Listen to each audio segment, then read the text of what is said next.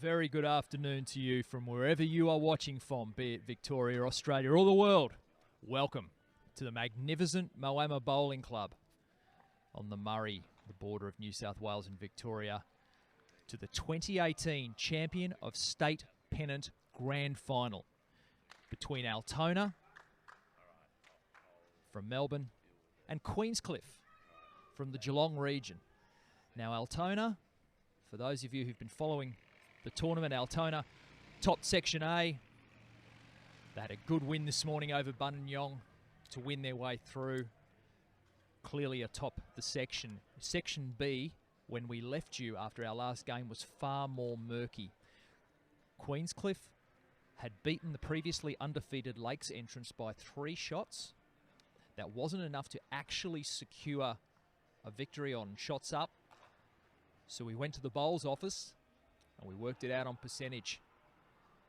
And it turned out that 2.09% has got Queenscliff into the final of Champion of State Pennant over Lakes entrance. So Queenscliff beating Lakes entrance by 3 shots, and it came down to percentage, and Queenscliff are now playing on the show rink in the final against Altona here at the magnificent Moama Bowling Club. It's been a fantastic 3 days of bowls, and it all comes down to this. 18 ends per rink, 3 rinks of 4, all doing battle. Unlike our sectional matches, no time limit. You can go as long as you like until we get a result. My name's Guy Hand, and I'll be taking you through the afternoon of what we expect will be a very, very exciting match. And it's a great pleasure to welcome into co-commentary with me a man who's played over 200 games for Victoria, who's a former national singles champion, is the Chief Executive of Bowls Victoria, Graeme Bridge. Bridgie, great to have you aboard.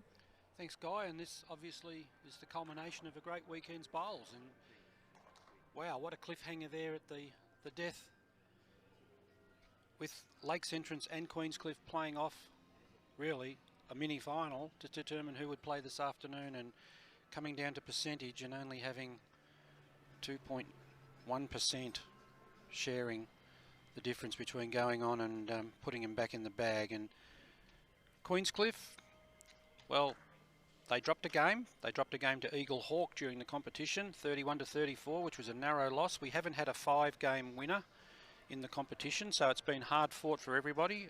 Altona yesterday afternoon in the last game of the day lowered their colours to Kerrang from the Murray Mallee by 19 shots, so it was a fairly, comprehensive win. But Altona came out this morning and they absolutely ruled this little green here at Moama, beating Buninyong 55-26, and we saw a masterful display from Brett Foley. Great support in his rink, Cole Davis, Dion Warnicky, and the third in that rink also playing very, very well. It was Michael Vasico, Mouse. And they were too strong for the Mick Story-led rink. We had Bradley Peck having a virtual all-the-way win against Brian Wilcock. And a bit of a rear action there from Buninyong, from Neil Innes, against Nathan Wilson, who started slowly. That rink started fairly, came out of the barriers a bit slow, but they were knocking on the door at the end. But, really a comprehensive 55-26 win. And I said it this morning, they've got the players, Altona. They've got the balance, but they come up against a pretty determined Queenscliff side who we watched last night in the TV game. We saw them playing Benalla. And Queenscliff last night against Benalla won 53-21, so a 22-shot win there at this level, which is it's a pretty comprehensive win. So Queenscliff have made their way to the final by beating Warrnambool in the first round. Luke Waith, the hero there, getting 1 shot on the last end to win 33-32. They had a big win over Horsham City, 49-24. Third round, they lowered their colours to Eagle Hawk, 31-34. That big win last night by 22 against Benalla. And then, well, they had to win by 4 or more this morning against Lakes entrance to secure it. definitely, but they only won by 3 to tie up the shot margin, which was 48 shots plus for them and 48 shots for Lakes Entrance. And the cruelest of blows, Lakes Entrance had done everything right up until the last game this morning, and they went down by 3, and it cost them their place in this afternoon's final. So Altona, they advanced their way to today's final by beating Shep Golf 53 to 34 in the first round. A tight win against Kooringal. Kooringal led most of the way against Altona and only fell over in the last few ends, 38-34. Traralgon copped a little bit of a hiding, 61 to 29. They lost to Kerrang, and then they came out this morning and blew away Buninyong. So should we be in store for this afternoon? I think another really close game. Certainly a very, very exciting match in prospect here. And a full commentary suite too, because it's great to bring in alongside Bridgie and myself our other co-commentator, a man who knows a lot about this fantastic multi-million-dollar facility that we're playing on here. The sports administrator at Moama Bowling Club and also one of the coaches of the Murray Steamers in the Bowls Premier League, Zane Mikin-Laurie. Zane, it's been a great tournament over the 3 days and culminating in a pretty exciting final here between certainly two standout teams. Yeah, definitely. I think, obviously, as you said, we've had some great bowls. We've had some great televised and streamed matches over the 5 rounds. And now we're here in the final. I think no surprises really to see Altona in here. I think a few people would have penciled that one in on Section A, but it was a lot closer than probably a lot of those people would have thought. But they're here, and very strong side, as Graeme mentioned, and Queenscliff a strong side as well. Some really quality players in the Queenscliff side. We saw them, as you said, play an absolute brilliant game yesterday. So I think, yeah, this is surely a mouth-watering encounter for a final, and so it should be. There's been 12 great sides. Congratulations to all the sides who've played some really good games for our spectators and done themselves proud of their clubs and their regions over the last 2.5 days. So, yeah. The quality of matches has been spectacular throughout this tournament. There's been some great matches on the televised rinks, and we will be focusing in on the middle rink here, which will take you through the team from Queenscliff. There's Richie McGovern, the lead, Des Bruin, Nick Tate, and skipped by Luke Waif.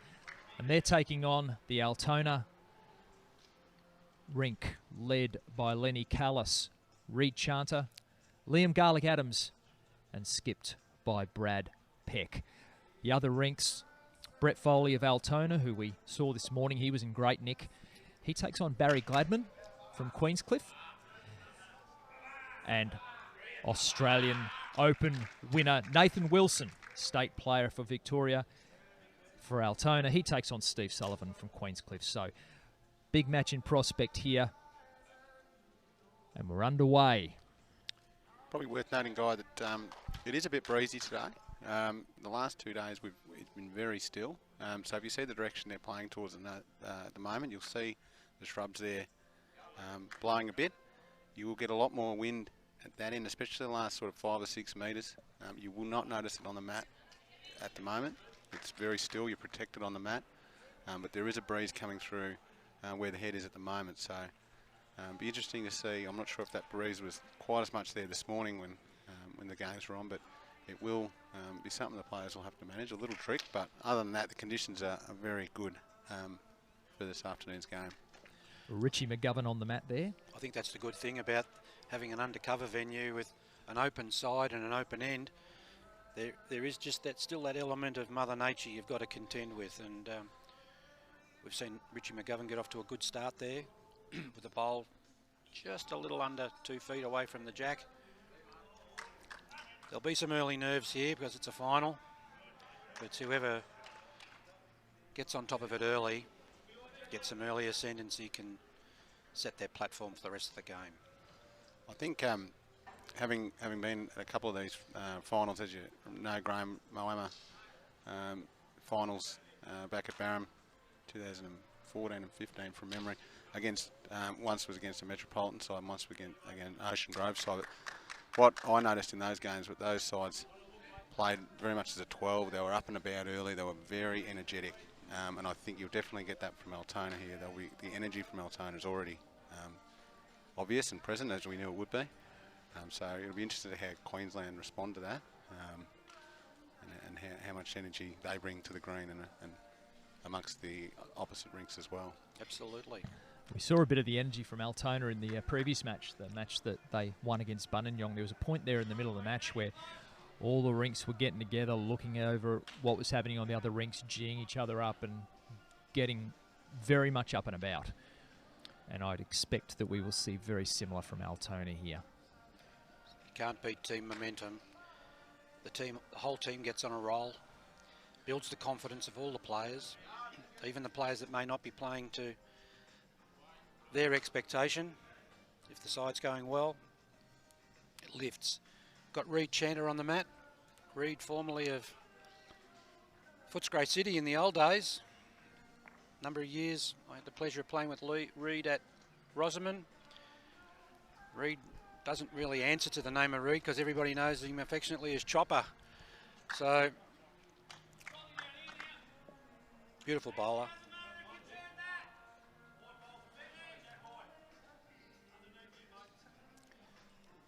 Luke Waith's got the heritage guy. Grandson of Keithy Waith, Winky Waith from down at Queenscliff. Many of our bowlers will know Keith. Been a stalwart of many major tournaments and carnivals around the state. Also featured heavily in state championships over time. Luke, future of Queenscliff Wales Club, and he handles his team pretty well. Cool under pressure yesterday when he had to, on Friday afternoon when he had to convert the head to win by one shot against Warrnambool. If he hadn't done that, they wouldn't be here now. Yeah, correct. It was that close in Section B or Section A. Altona basically needed to win, and they did against Buninyong to ensure their place, and they did. Section B was much closer. In reality, it was going to come down to whoever won the Queenscliff Lakes entrance game. Lakes entrance has been unbeaten in 4 matches going into that and dropped their final match, and it proved incredibly costly because they went out on percentage. 2.09%. Cruel game sometimes.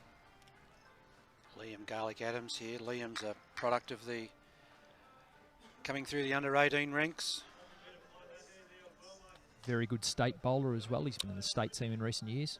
He's won a national sides championship with Victoria a couple of years ago up in Canberra, which Victoria went through in undefeated.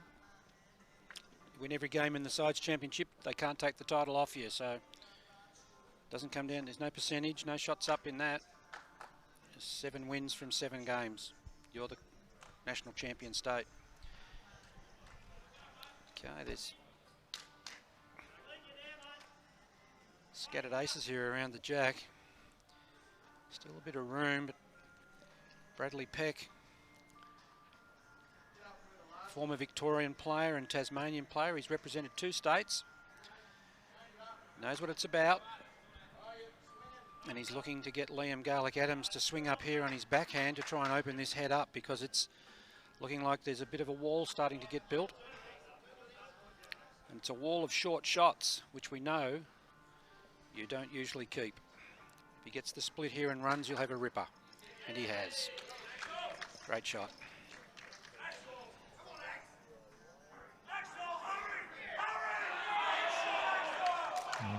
Just hearing, not for the first time, the shout of Axel, which means that Brett Foley has played something pretty nice on the adjoining rink.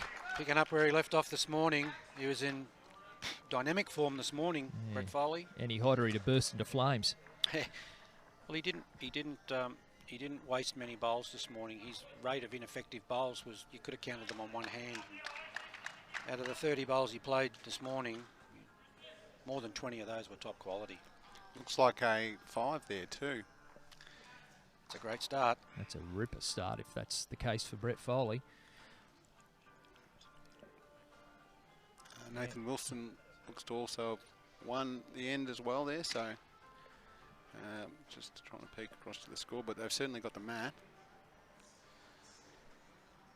Yeah, I think they've picked up 3 there to get him going. Yes, that looks... You have 3 zip, I believe, to Wilson. 8 zip to Altona, 2 ends played, so that's out of the blocks. Beautiful weight here from Luke Waith, but just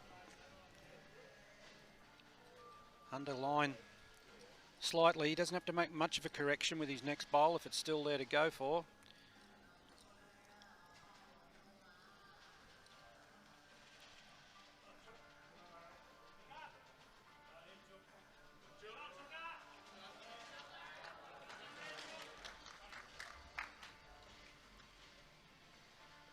Good player, Brad Peck.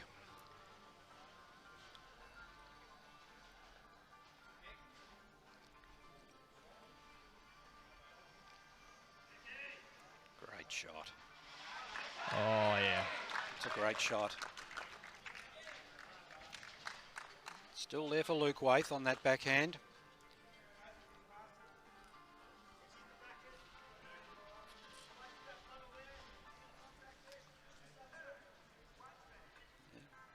Nick Tate giving him a full description there of the lay of the head.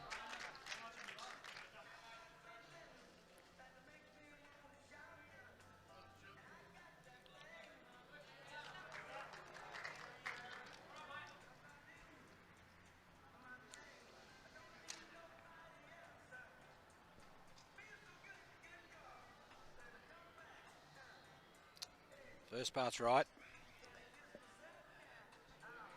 How's his weight? Good shot. Great bowl. Oh. Great bowl, Luke Waith. Turns the head over.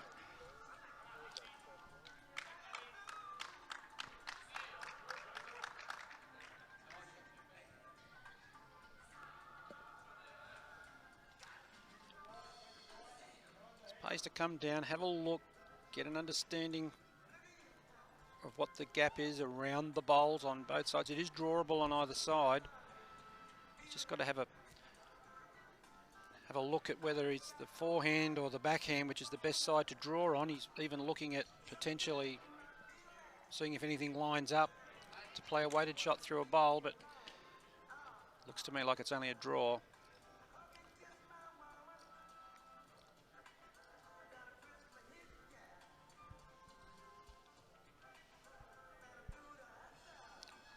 Likes this backhand side.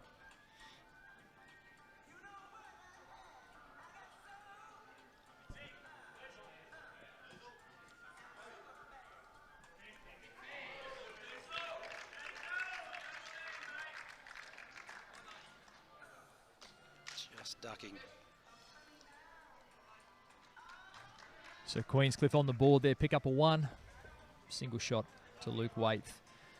And it gets him on the board not only in our featured match, but overall, because on the other 2 rinks, it's 5 zip to Foley over Gladman, 3 zip Wilson over Sullivan. Here, Luke Waith, 1 up over Brad Peck.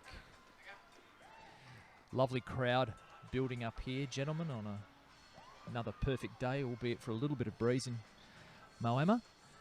But a lovely crowd building up, and the crowd doesn't really tell you the whole story because there's certainly people out and about, but there's plenty of people, if not more, in the clubhouse watching the live streaming coverage on the TV where it's plugged in over there. So it's a great crowd. There's plenty of people out and about, but there's a good build-up of people in the clubhouse as well, enjoying all the facilities that the Moama Bowling Club has to offer. And why would you not?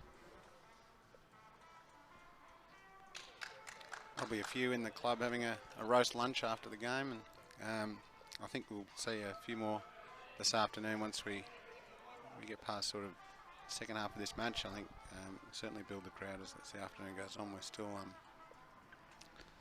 very much in the lunchtime, so yeah, the good crowd, good to see.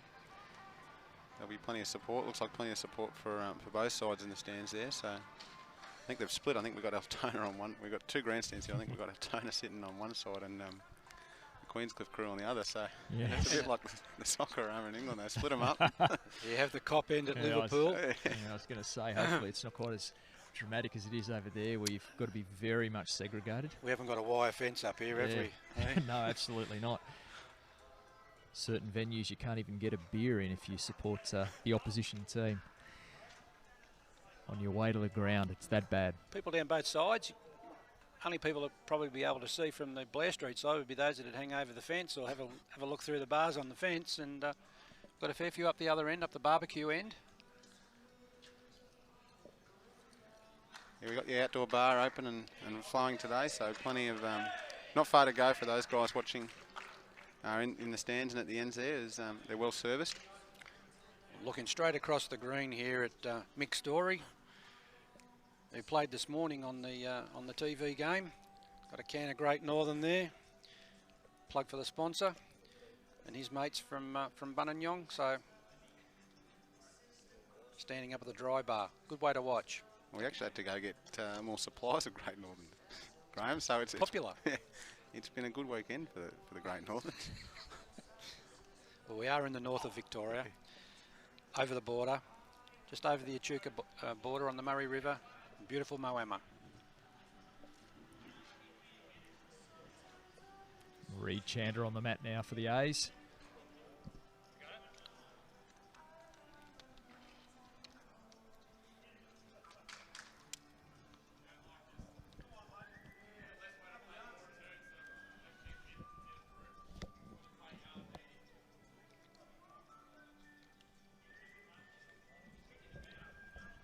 Des Brune from Queenscliff, looking to just come down and arrive here.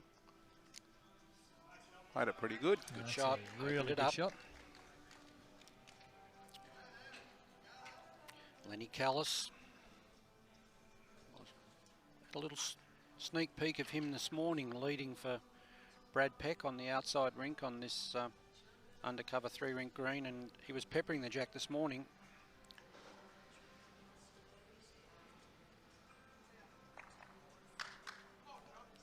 Great shot here, Reed Chandler. Well played, Chopper. Great shot. So already we're starting to see some good quality bowls. We've seen plenty of that this weekend.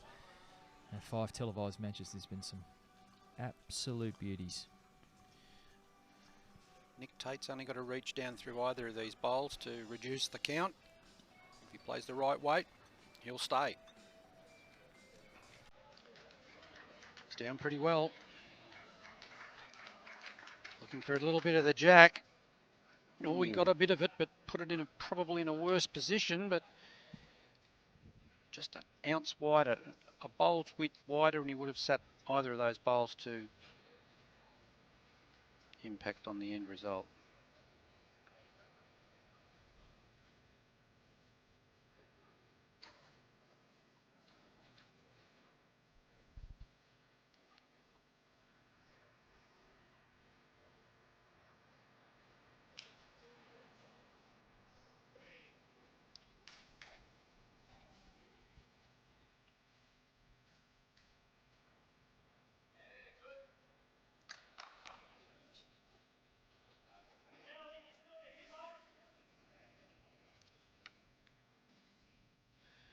Liam Garlick-Adams wanting to be just careful there. Yep, good shot.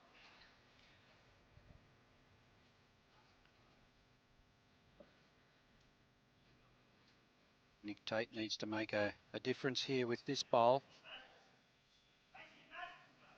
Luke Waither's definitely looking to have a change up here.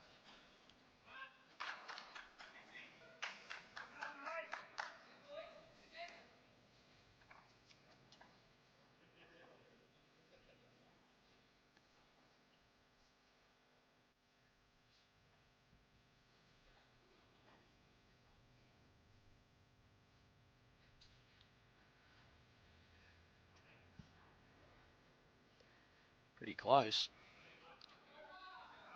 What a great shot. Played to perfection.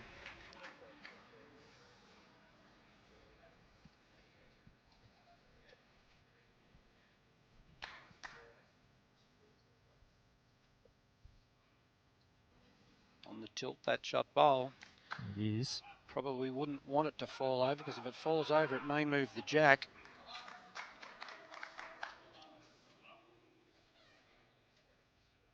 See how Liam Garlick-Adams goes. He's virtually got to play the same bowl as he did last time to get a result.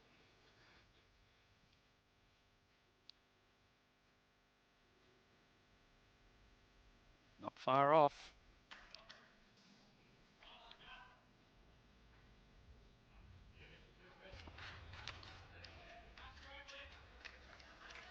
Pushing Len Callis's bowl back to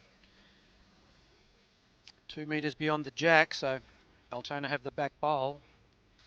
So just on the opposing rinks there, we've got Steve Sullivan has just picked up one for Queenscliff.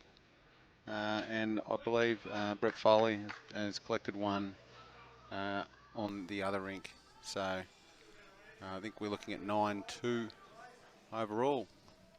Correct. So 9-2 the overall picture to Altona. And here, Luke Waite, 1 to the good over Brad Peck. Luke Waite has gone over onto the backhand. Looking to try and draw another shot. There is a gap there. If he can pick it. Looks tight. Yeah. He's turned his own bowl.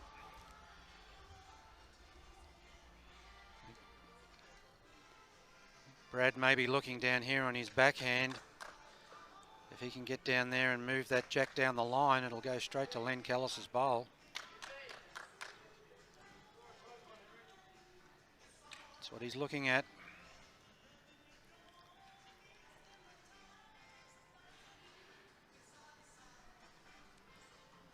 Very inviting funnel here. How far the check? Great shot. Oh.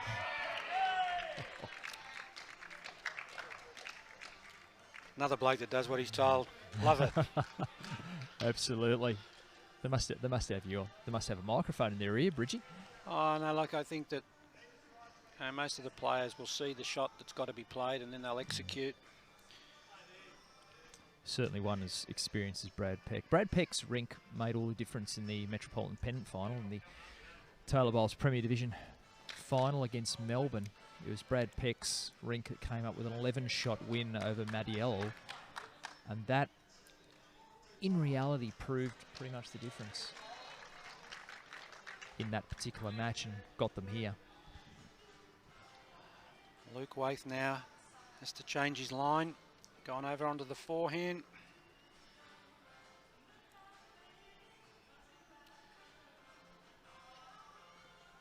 Blocking that bowl on the way in out of his mind.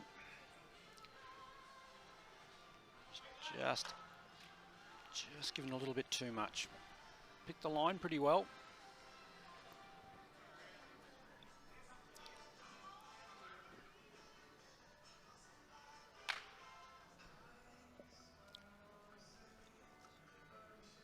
Brad will be drawing for at least 3 here, I'd say.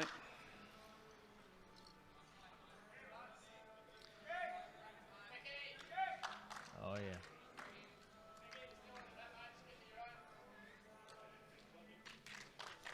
Right. So 3 there to Brad Peck. And they take a 3-1 lead, 2 ends down.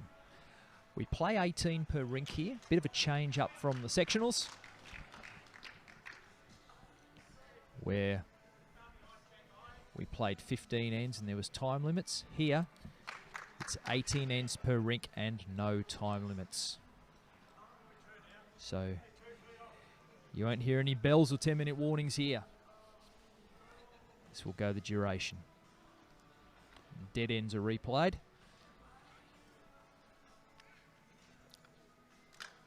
Getting up more to the length of game they play in Metro Pennant, which is 21 ends. Only 3 shy.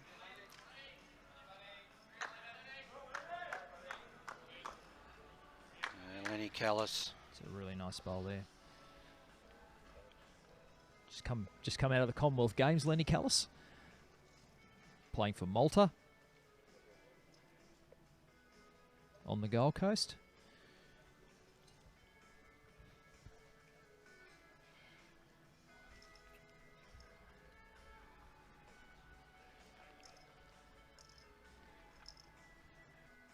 I see what you mean, Zane, about that, just that little bit of breeze coming through the end there.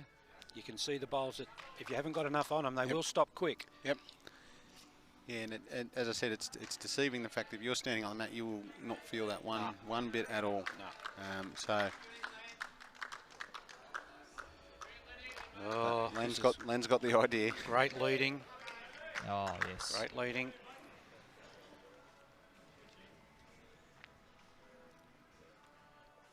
Richie McGovern turns his chair around to play the forehand. And there is a little shot on here. Doesn't have to be overly aggressive as a lead. The jack is exposed.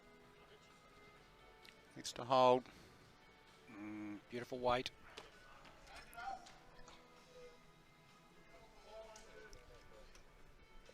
Reed Chanter can turn the light out here and make it hard for Queenscliff. Just turn that jack around the corner or cover it with a front toucher.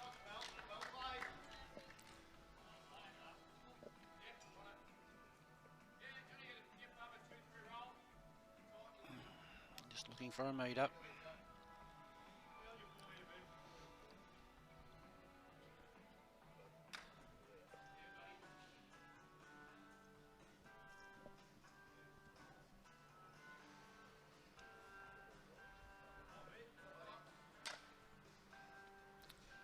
That's grasped enough. No, just glancing off underneath. Good weight, beautiful weight from Desburn.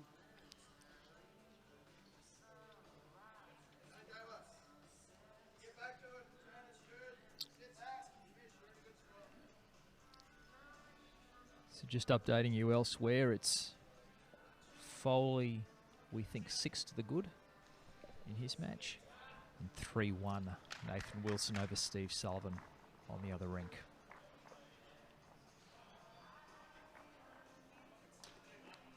Foley won another end. I'm not sure. I mean, he's just going up on the board now, but he's Altona with the mat again. So that's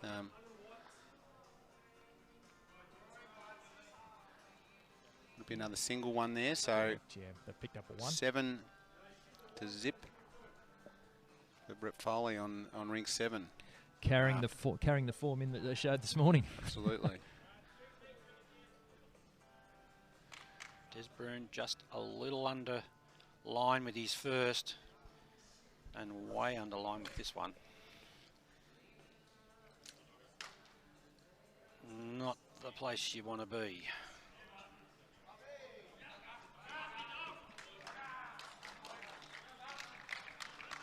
Three to Nathan Wilson.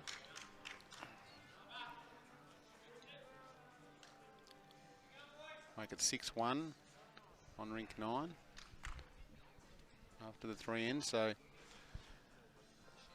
the other 2 rinks really breaking away early on. It's probably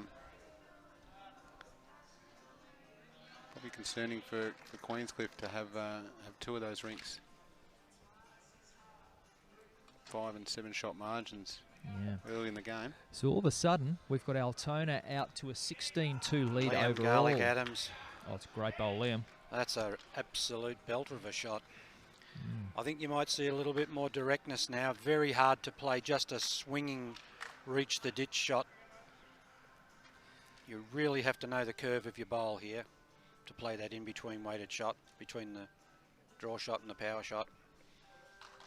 You can play it. You've got to know what your bowl will do.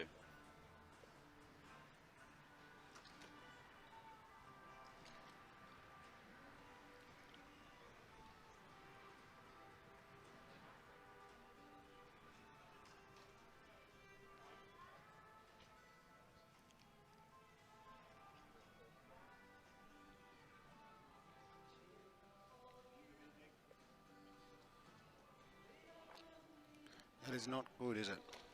Well, it's made it a bit.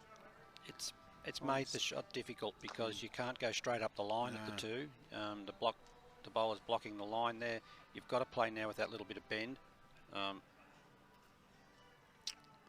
really think Luke Waith should have got Nick Tate to be right into that.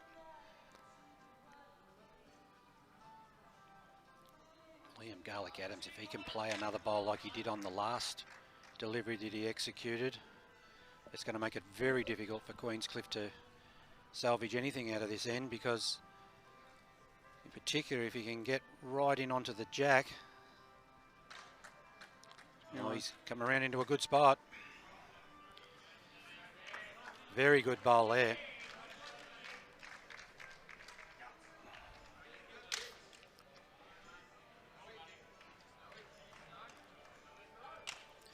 I ran into Dale Hancock at lunchtime and he said to me he only touched that bowl up a metre, and I said, geez mate, I wouldn't want to be buying real estate off you, you're pretty tight. I said it was 12 feet if it wasn't an inch. And he said, yeah, it was a good result, wasn't it, Bridgie? And I said, yes mate, it was the shot that turned around that game. Kringle boys are still talking about it. We're talking about the shot that was in our Friday televised match. It was in footy parlance, a mongrel punt wobbler, I think. But he got there and changed that game right round in Kerrang. It's become known as the Dale Hancock special now. He said to me his bowl should be an Olympic sport, and I said, mate, you wouldn't claim a gold medal on that, would you?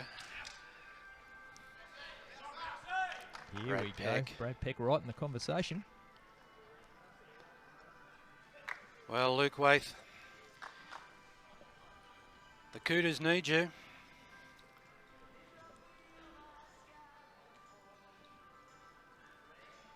Draw shot here.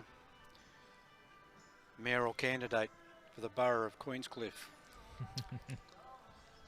Might declare a public holiday. Yes, it is known as the borough of Queenscliff. Fine part of the world up on the Bellarine Peninsula.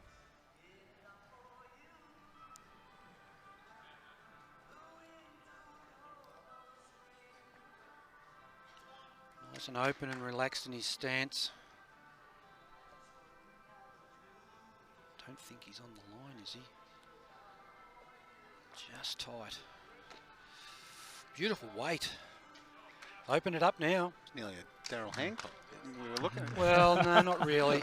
Nearly, you got the centre. No, I don't think you could claim that one. The Dale Hancock special. That's a DH special. I said to him, mate, you want to save one of them up for the black duck triples at Kerrang if you're playing for the chook up there in the social bowls. So Brad Peck, what can he do here? I think he's got to close the door here. He draws a bowl in the way, or he trickles that jack behind. Luke Waith hasn't got a shot.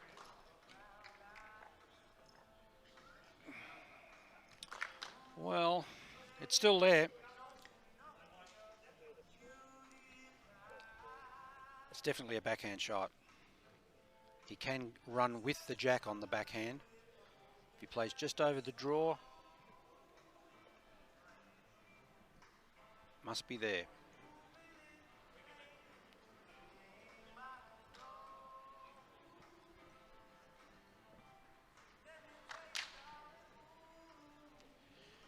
I don't think he's going to hold on.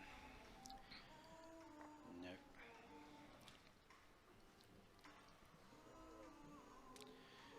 Two and a look.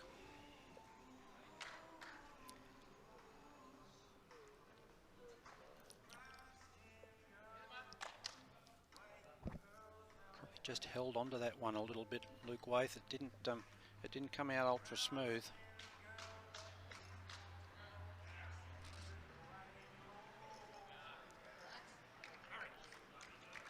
Two. It's 2 to Brad Peck. And they go out to a 5-1 lead, 18-2 overall. And just updating you on the other rinks there. Brett Foley up 7-0 over Barry Gladman. Barry Gladman just playing his last bowl here on that end. Looks to be drawing shot. And that's 2 on that rink to Queenscliff. Okay. Nathan Wilson up 6-1 over Steve Sullivan. On the other, here it's 5-1 Peck over Waithe. So well up on all 3. So this is exactly the sort of start you would want in this sort of competitions. The grand finals have decided it all comes down to this. It's all about making your intent known early, and I think Altona have just done exactly that.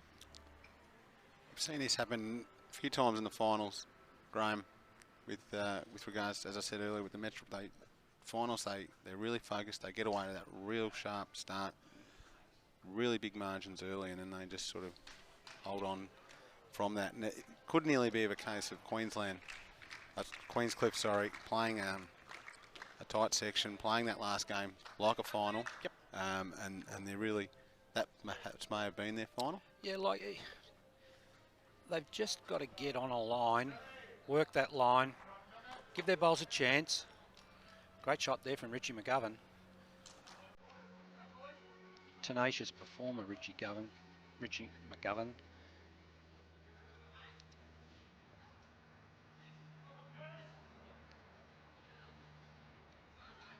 They'd want to get going now, Queenscliff. They don't want to leave it too long. It won't take long for 54 ends to pass. And it is probably worth pointing out the quirky stat of the weekend. We've mentioned this a couple of times, that Altona are the most successful club in Champion of State Pennant Saturday history. They've won 6 of these. They've won more than Regional Victoria combined. Regional Victorian clubs have won 5, and Altona have won more. Great bowling, Richie. That's top leading. Perfect bowls. If Altona are playing the backhand, he's got a catcher. Reach-hander will be on the forehand.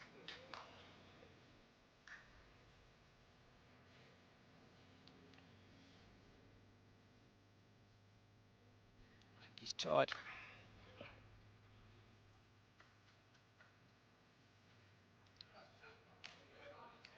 Des Bruin should be on the backhand. Beat that wing bowl or get inside and tuck the jack in behind Richie McGovern's lead bowl. This could set the end up. Strong draw shot here. Pretty close. What a great bowl, Des Bruin. What a great bowl, Des Bruin. Ripping shot.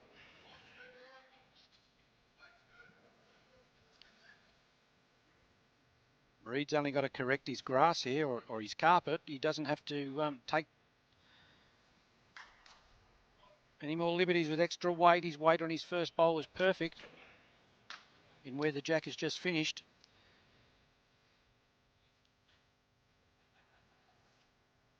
He's just ducking. Probably just had weight to get to the front of the jack, but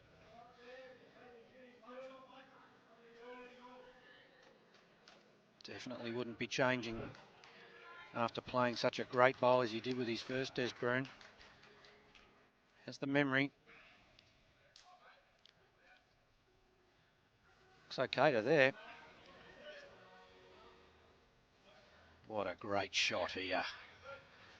Great shot, Des Bruin. They won't mess around with this, Altona. Lee and Garlic Adams will be straight up the middle at this. Yeah. Probably a little bit of a difference there in some of the ways that people play the game. They won't hesitate to try and open it up early. And so Winks odds for some weight here.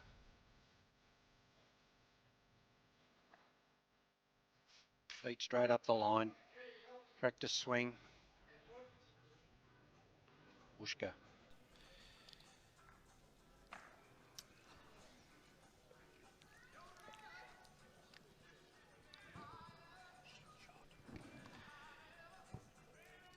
Went big weight then, Liam Garlic Adams, but he absolutely rang the neck of that bowl. Whipped it underneath the head. Concentrate first on hitting. Doesn't have to be the biggest power shot, as long as you can be accurate.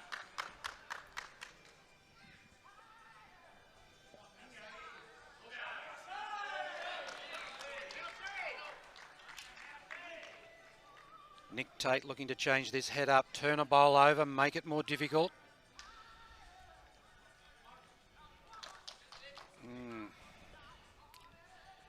Probably heard a bit of noise and kerfuffle from the adjoining rink over there. Looks like Michael Pasico's put down an absolute peach on Brett Foley's rink. Concentrate on hitting this head now, Liam.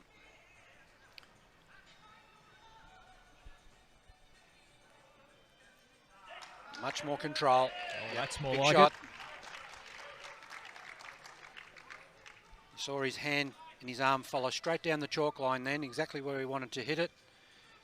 His first delivery, he swung right across his body. That's why it pulled narrow.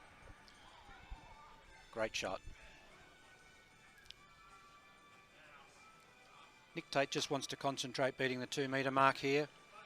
If he beats the 2 metre mark, it's a bowl then that Brad Peck has to beat. Jack in the ditch on the right hand side from the mat, looking down the green, about just less than a metre in from the boundary peg. You'll see the white marker. Doesn't have to try and draw to the absolute edge of the green. Leave that for his skip.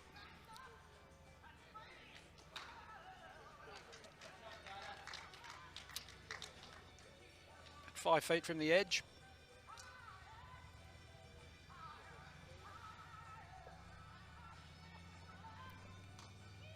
Don't think that'll be too much trouble for Brad Peck to get as near to it as he possibly can.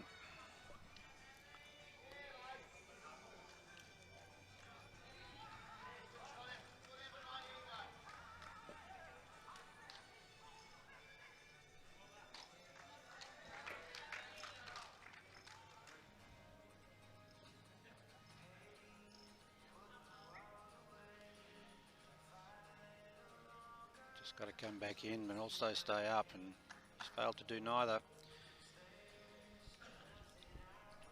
Free hit here for Luke Waith.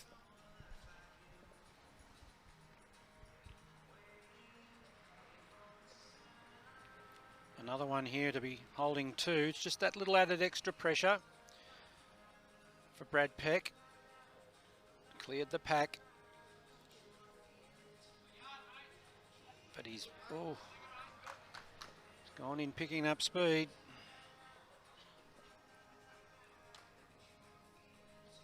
Brad Peck's only got I think, look to correct about a metre.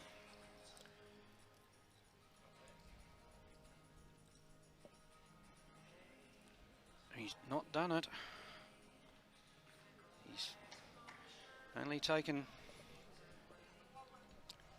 So Luke's only got to beat the bowl that's about 4 metres. Yep. From the ditch here. So a good opportunity to add another one. He's only got to concentrate on beating the ball. He doesn't have to draw to the edge.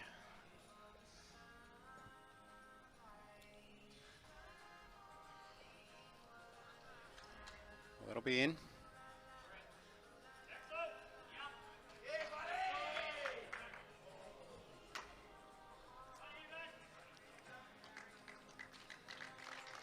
Two shots. So 2 there to Luke Waith. That's 5-3 to Brad Peck. And that couple of shots there to Queenscliff helps the overall picture a little bit. Also won the end Barry Gladman's rink. Just waiting confirmation of how many, but I see Larry Donahue on the mat, so rolling the jack, so they have won the end. So picked up a shot there, so 7-3 to Brett Foley over Barry Gladman. But Nathan Wilson up 9. Oh, here we go. There's a big number here for Steve Sullivan. Yeah, so a couple of 9-5. 9-5 to 9-4, sorry, to Nathan Wilson over Steve Sullivan. Sullivan's picked up a couple there. So Queenscliff winning the 3 rinks there and picking up a little bit of momentum on the overall board. Bring it back back to the 11-shot margin overall. So yeah, 21-10. As you said, Graeme, and 18 end per rink game, so we're playing an extra 9 ends overall than the Correct. round robin matches. So certainly not panic stations yet for Queenscliff. No, and they'd be looking here to have a little bit of a plan. Each skipper should be thinking to say, well, let's aim to win 3 out of the next 4 ends, get a couple of shots. Everyone makes a difference on the overall board, and once again, we can't stress the importance of the fact that we're playing for an aggregate result. When it's all said and done, if that big board at the end says you're up by 1 shot, you win the title.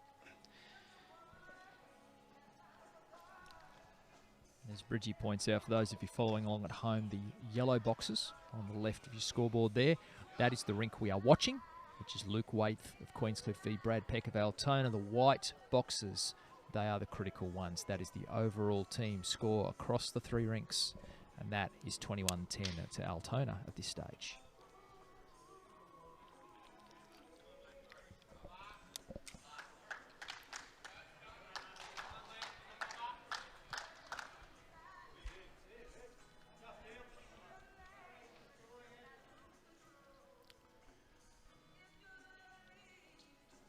There it is on the electronic scoreboard as well.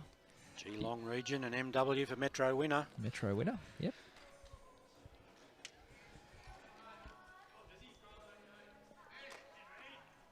It could also stand for the actual region they come from too, Metro West. Metro West, yeah. It does actually in this case. Usually the boards that you see there are used in region sides competition where all 16 regions in Victoria take part. And the NW stands for Metro West. Here it's Metropolitan winner. Great shot here from Chopper. That's a great shot.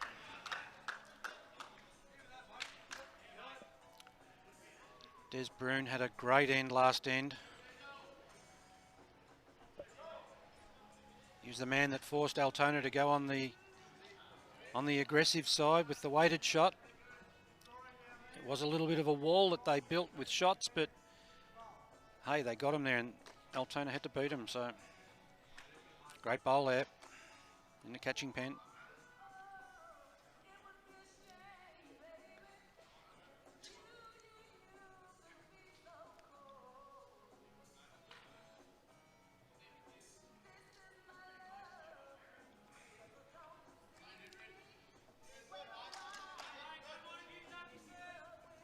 Memory looks great here.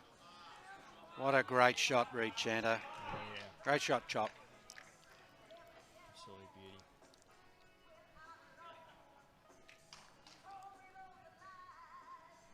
Well, there's only 1 shot to be playing here for Queenscliff. It's a backhand shot. Attention please, members and guests. We're just looking for the party of Robert Campbell. Can you please return to the bistro as your meals are now ready? That's the party of Robert Campbell. Please return to the bistro.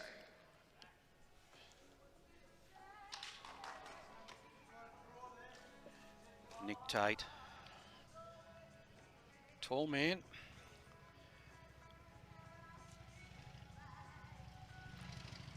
Sweet delivery.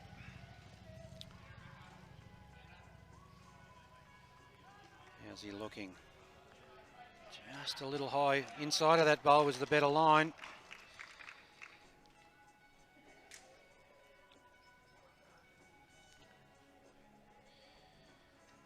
Liam Garlic Adams, this is right up his repertoire of shots here.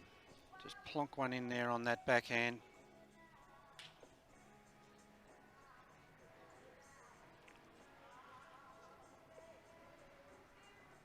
Take the shot away before the opposition get on the mat to play it.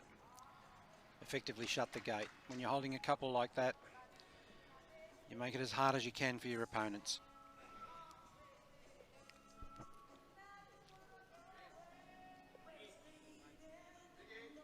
Great shot.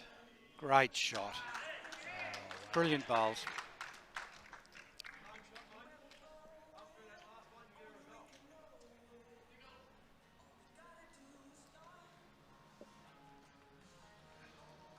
Irrespective of who your favourites are, you've always got to clap the good bowls. Nick Tate he going to get the lucky edge? He did. Great shot. Yes. May have cut that down to 1. I think Liam Garlic Adams, though, he'd be quite happy to see that bowl outside. Knows that that's all he's got to do now to beat that bowl for another shot. If he tips it over or stands it up, he'll probably make 4.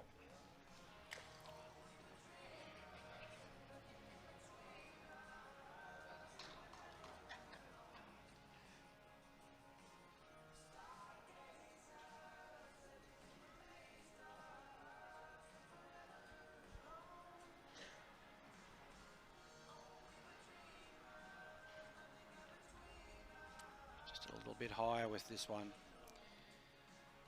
Finishes behind, it's a good bowl. Yep. Good position. Both on the head and behind the head.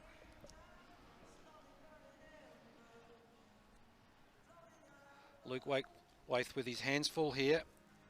Needs to convert this. He's narrowed the gap back to 2. 5-3. He needs another shot here to get within 1. So often, if a side like Queenscliff did on that last end, they won every rink across the green. It's like a break in tennis. You haven't really broken serve until you've held your own. Barry Gladman's just played a big bowl on this commentary side rink. Luke Waith. His team needs him.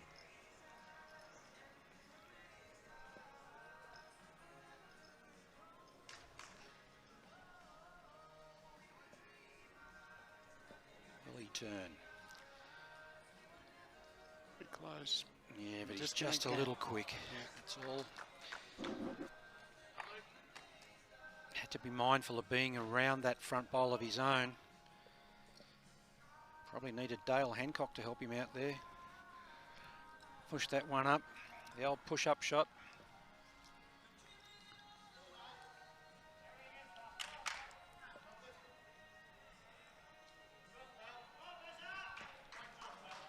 What can Brad Peck do here?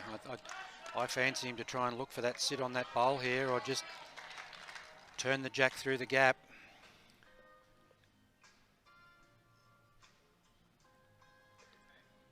It's dead draw weight. Perfect weight to the front of the jack.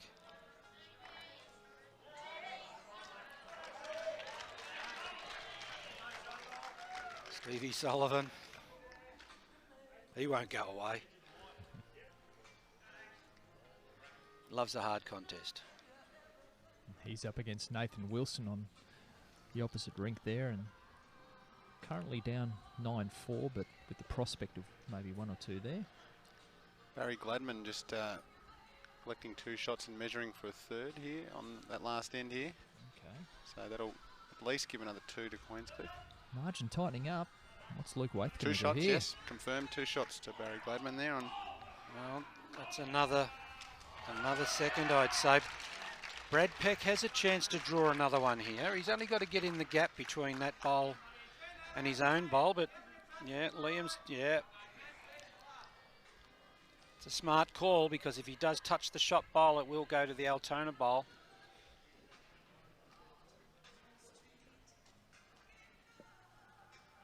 Played such a good one with his first on his forehand side.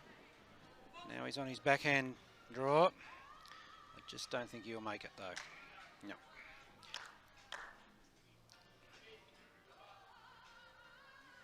Looks all round. 1. So just the 1 to Brad Peck there. 6-3. 22-10 overall currently, but that's about to change. There's some action on the adjoining rinks here.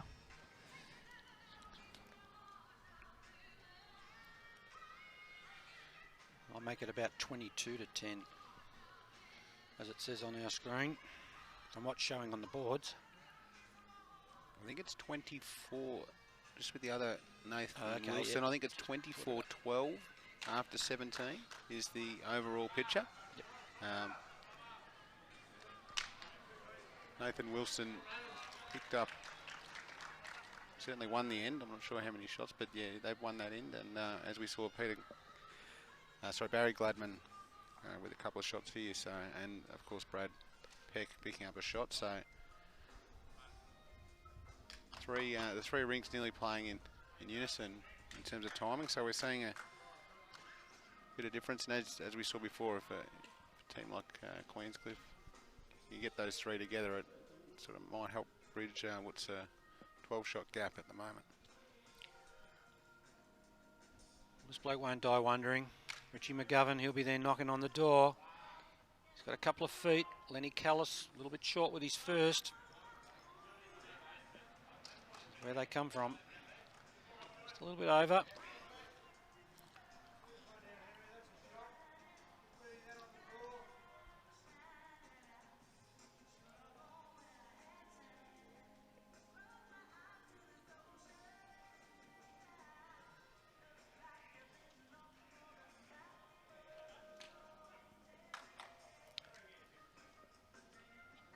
Correction from Lenny Callis.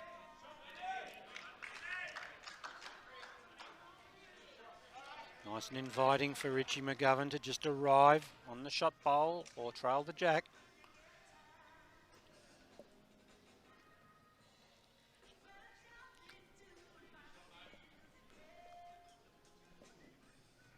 Just had an interesting Facebook comment come in from Beverly Button. She's asking, can you please tell me what all the white marks are on the green? That's a great question. Zane, Mikin-Laurie, would you like to answer that one for us? Yeah, short answer is chalk. Yeah, so you see the lines there painted by chalk. So the bowl, once they're freshly marked with chalk, the bowl will roll over that. And just see the little marks either side of the chalk that you see there. So that's all that is. Because I was wondering that myself.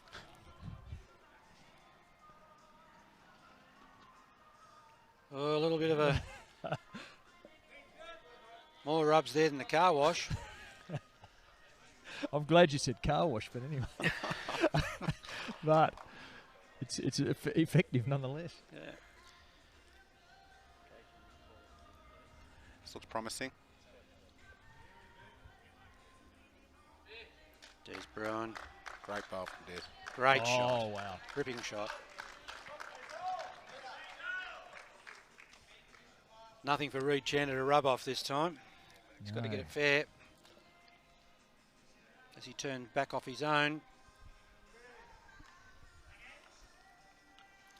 Just perfect and pleasant conditions to be playing in here. It's low 20s.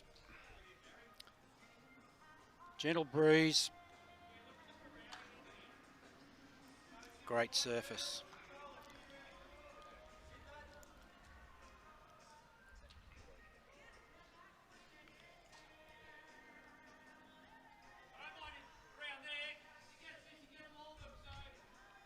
That's where they'll come from.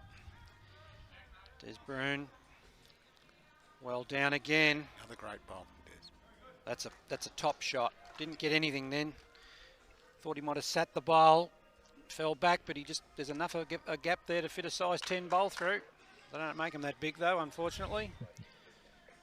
He found it. So just on the other rinks, 11-4. Nathan Wilson over Steve Sullivan. 7-3 Brett Foley over Barry Gladman. Here, 6-3 Brad Peck over Luke Waite. That margin, the overall margin, now tightened back to 12.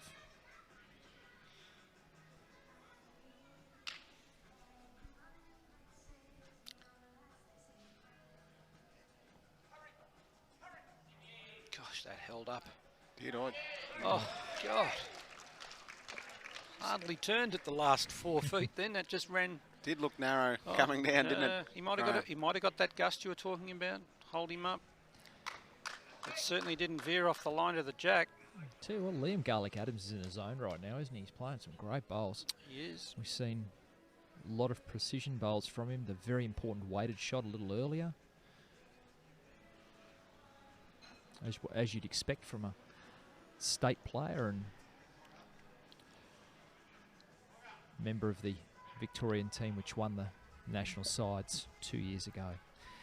Victoria head back there next week for the Australian Sides Championship in Darwin this year.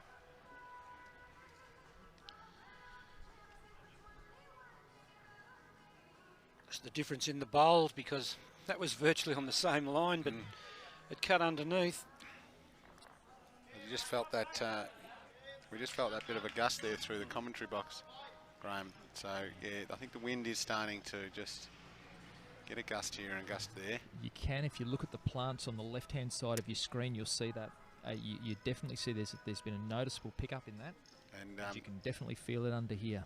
Yeah, with the grandstand in and you know the building surrounds, it has the opportunity sometimes it comes in and sort of bounces off that, and can be quite unpredictable when you're in these sort of arenas, and it may not necessarily blow the way that it's coming in off the street.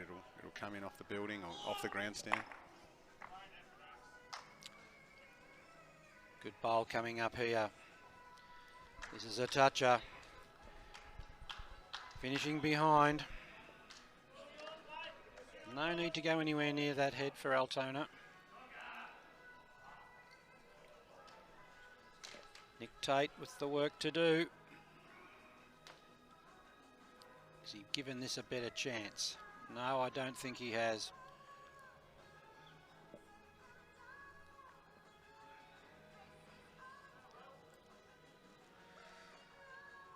Bit disappointed with himself there as he's walking down.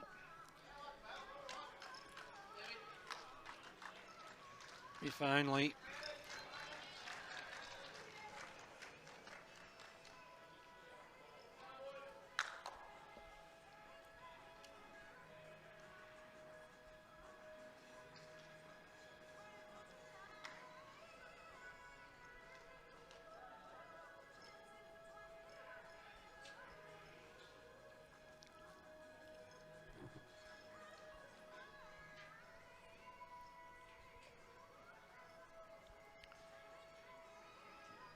Peck.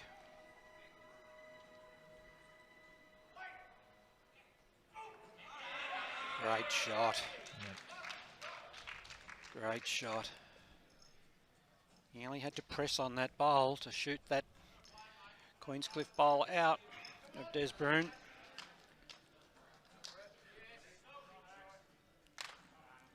Got a funny feeling they may be holding quite a few here.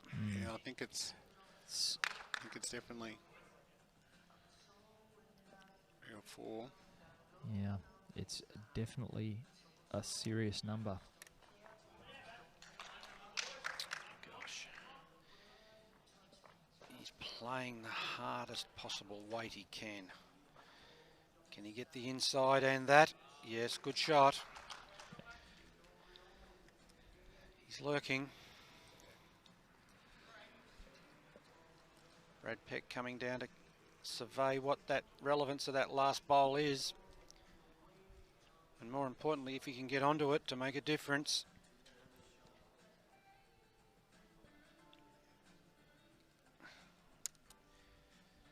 Just a little bit of body in the way there for us to be able to see what the actual lie of the head is.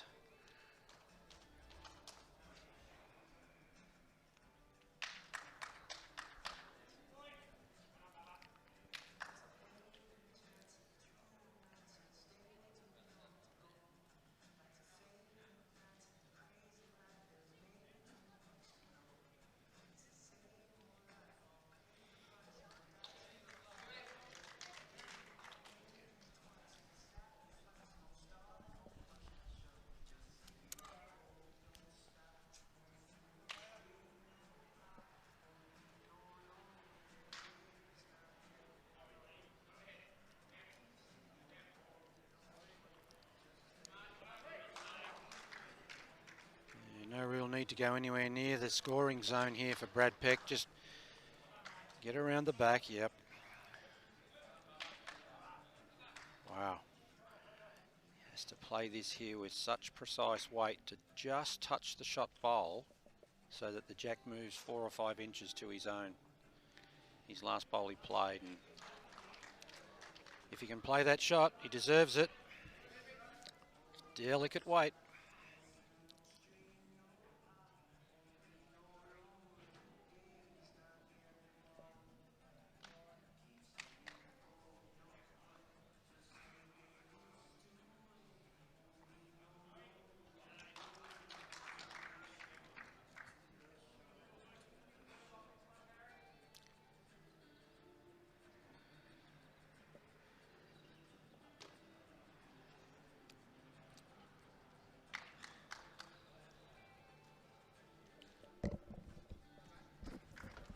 3 shots. So there you go, 3 to Brad Peck. And they punch out to a 9-3 lead in this, our televised rink. And that'll push it out to 27-12 across all rinks. Just checking, Nathan Wilson up 11-6 over Steve Sullivan.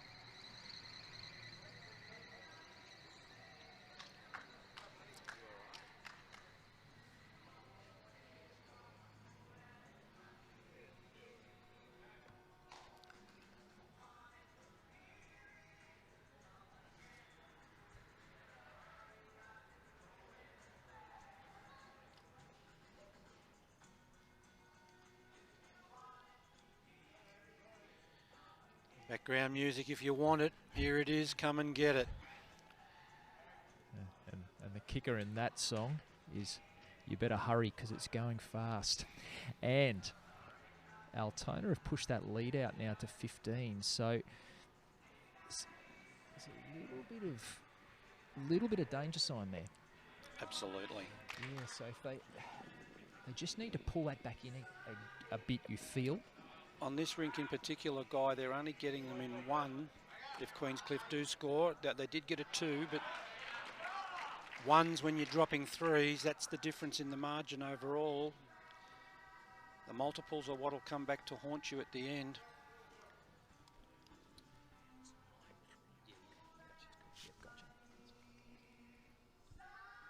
Badfinger.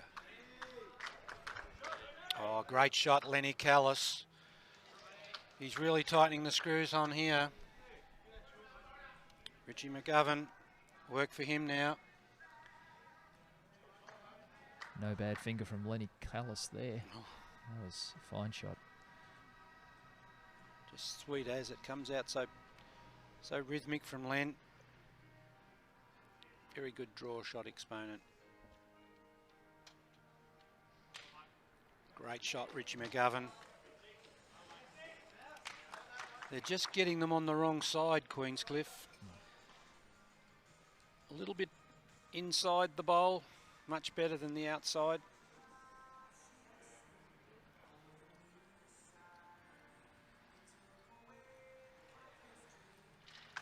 Reed Chanter. Very good bowl.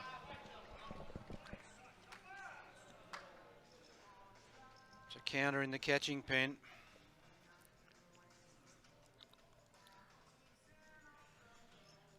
Des Bruin hasn't disgraced himself on the last few ends. He's played a couple of lovely shots. Bit unlucky not to hold a couple of those.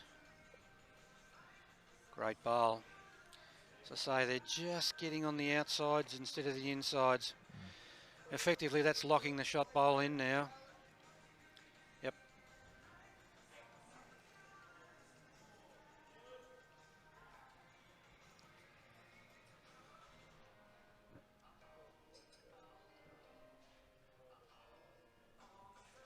Reed Chanter for an opportunity to trail this slightly for 3. He's on the high side, but he's coming into a beautiful spot. 1 to work off.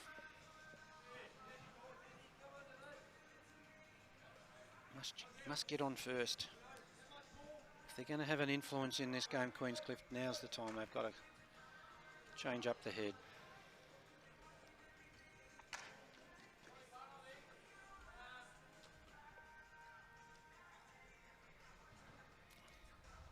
Weight on this one.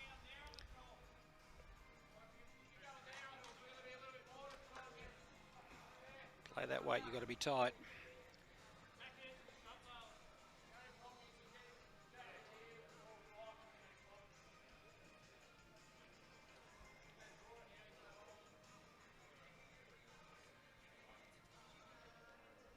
Again, a good crowd.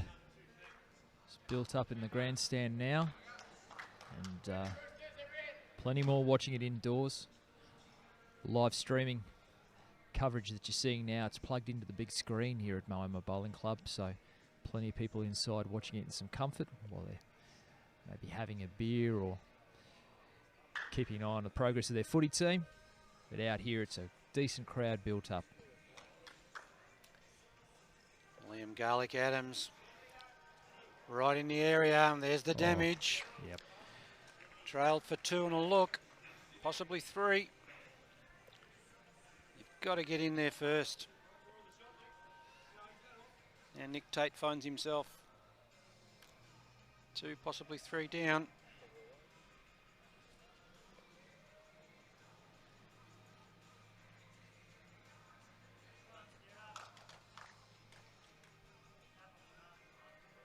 How's his weight?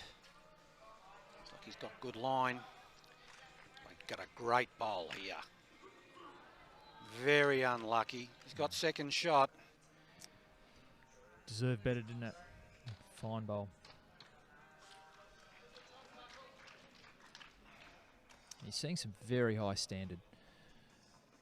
We've seen it right throughout our televised matches, but this is a most high standard match we've got going on here. Again, one of those matches where everyone's had a bit of showtime.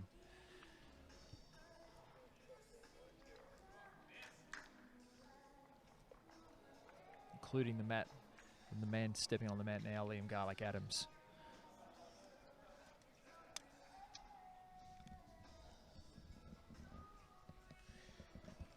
Doesn't have to change much on his last. Staying on the backhand. Just looking to beat a bowl. Just draw down and sit on the shot bowl. That's all he's got to do. Just underweighted, that's all. Now the shot hasn't changed for Nick Tate.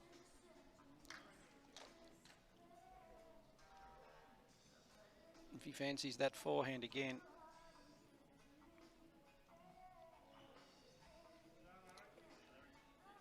Which he does.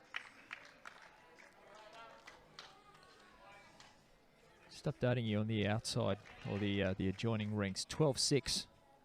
Nathan Wilson over Steve Sullivan. 9-5. Brett Foley over Barry Gladman. So the Gladman rinks picked up a couple of shots. Close again, but just underweight this time.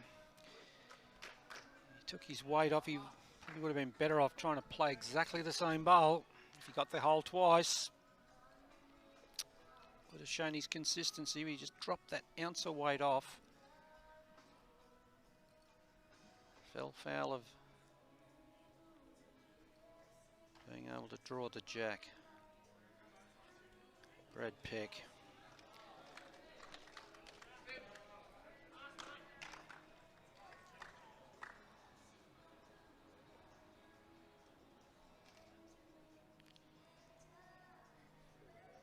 Coming in from the high side.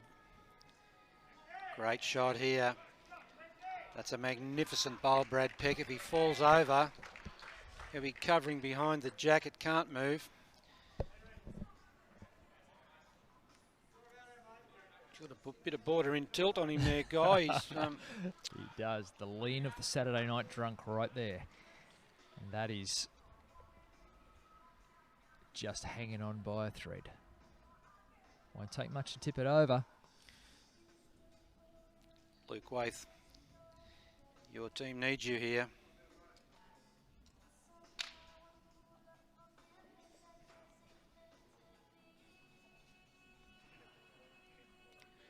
First part right.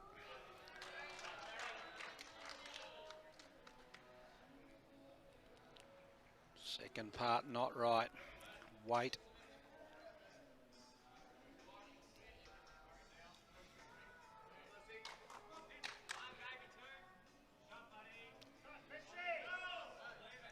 You just feel that some of the Queenscliff players are a bit tentative, sort of holding on to the bowl. Yeah, I think Brad Peck might be, he's just, Liam Garlick-Adams has said leave it. Don't put anything out there for him to work on. Yep.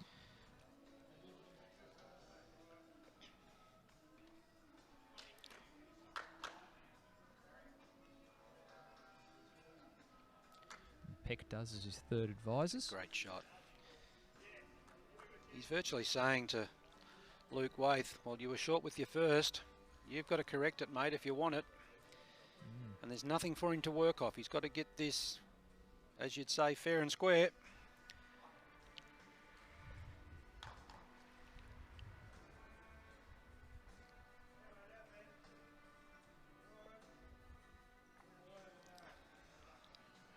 He hasn't changed it. It's still 2. 2 more to Altona. So Altona getting away a bit here. Brad Peck 11-3 up over Luke Waith. A ripper come down from John Monaghan on the adjoining rink there for Queenscliff. So it's 11-3, 32-16. That lead back out over 15 again overall. That's, as we remarked before, danger territory. Starts Barry Gladman coming back on this rink closest to us. That's rink 7. 7 shots to 9. So they're closing the gap there, Queensland, after 8. And as you mentioned, Nathan Wilson up 12-6. So that gap's from what it was hanging about. And it's starting to see this rink to be the one that's beginning to perhaps cause Queenscliff a bit of headache. Overall, it's in danger of being one of those rinks that can determine a game of Pennant. As we know, it's often one rink that determines a match. Two of the others, or 3 if you're playing 4, can sort of be that close mark, and it's often that one rink that we see, and this shaping up to be that rink. We've seen Queenscliff only win the 2 ends so far. As Graeme said, sometimes be a bit hesitant. So yeah, it'll be interesting to see how Queenscliff respond as we approach sort of the first third, just over the first third of the match, getting towards halfway point. So the danger signs are there for Queenscliff, really, because it was on the televised rink this morning that Brett Foley led Mick Story from Buninyong 11-3. 12-3 at the 7 end mark, and in this match Brad Peck's leading 11-3. He's got that 8-shot margin up, which is a maximum count on the end, and he went on to a massive 26-6 win. You don't want to see it happen, but the signs are there that at this early stage, 8 in front, there needs to be some pressure applied from the Cooters. I think, Graeme, maybe they need to, when they are down, I think they've probably got to start attacking a little bit earlier, and perhaps, you know, take the luck if it's there. And when you're sort of this stage of the game, you've nearly, when we're not at panic stage, but you've nearly got nothing to lose. You don't want to sit on the bank and be having a drink afterwards saying, well, we should have probably gone a bit earlier. And if only. Yeah. So I think you got it right on nailed it right on the head, Zane. It's a case of you don't let the head build up. You chance your arm. You play a few Sydney or the Bush shots. If they come off, great. If they don't come off, what else? What's plan B and C? Because plan A's not working. Exactly. So.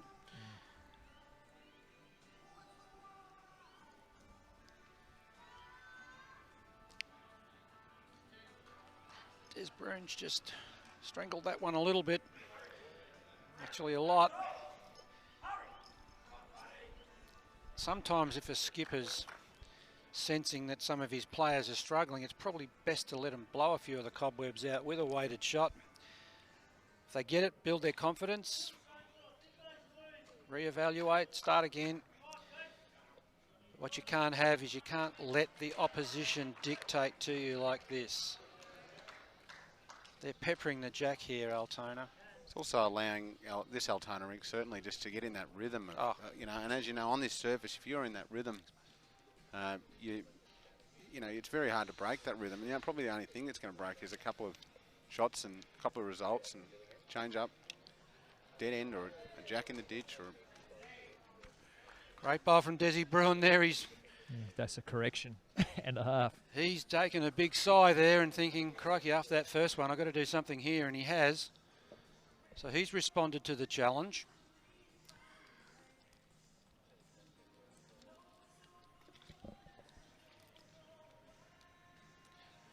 a little bit different to the way that people play, whereas the Metro players may play to trail the jack and be to it and through it a little bit more. The other guys trying to rely on their deft skill to just try and dead draw to the jack, and no excuses on this surface, Zane. It's running free enough. If you're in a rhythm, you'll be able to make the length adjustment.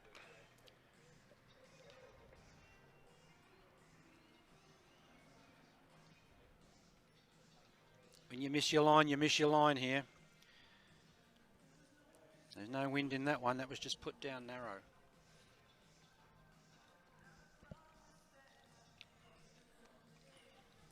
Time for Nick Tate to salute the judge if he can, with a well-weighted draw shot here. It's getting away. 16:32.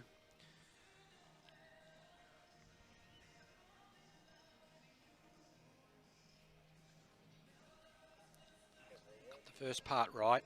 He's on a good line to the jack.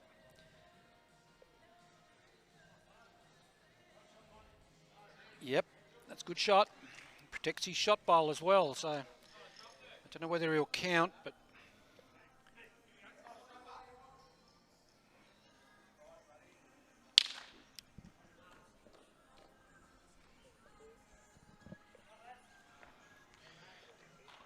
Liam Garlick-Adams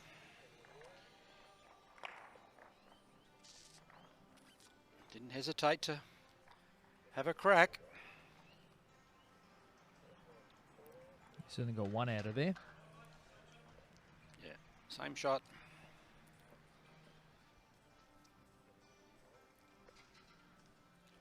Barry Gladman picking up another shot on this rink here. So they're back to 8-9 on the rink here. A bit of momentum for that rink for Queenscliff. Nick Tate. Well, he protected the shot bowl again. Brad Peck can probably see 3/4 of that bowl from the other end, from the mat end.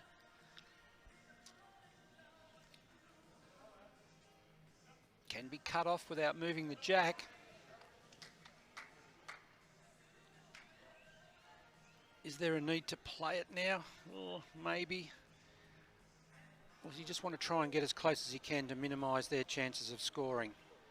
I think that's what you'll find he'll do. Just try and land on the shot bowl, or just get around it to draw it to the jack.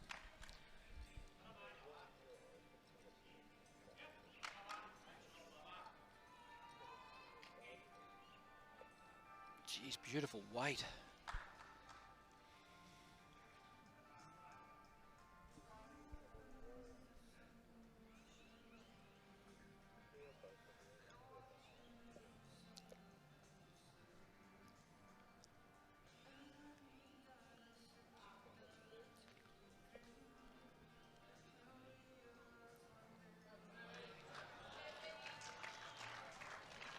Steve Sutherland's just played a bomb on rink 9, holding 1. Nathan Wilson still got a bowl, as does Steve, so. They're just not reading the finish of the green here. Come in high, right weight, your bowl will turn. If you're a yard out and you're touching the centre line, you will whip underneath to where that last Luke Waite bowl finished.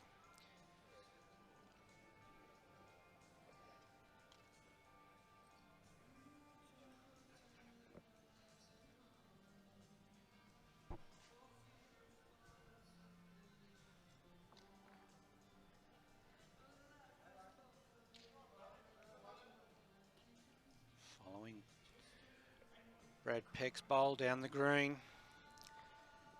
Okay. He's touched the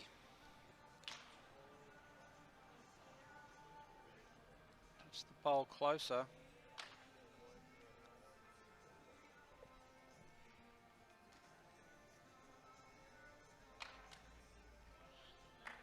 Holding 2 here, Queenscliff. Chance here. Chance of double their score. Just needs a grass correction or a line correction on the carpet. where they'll come from if your weight's right.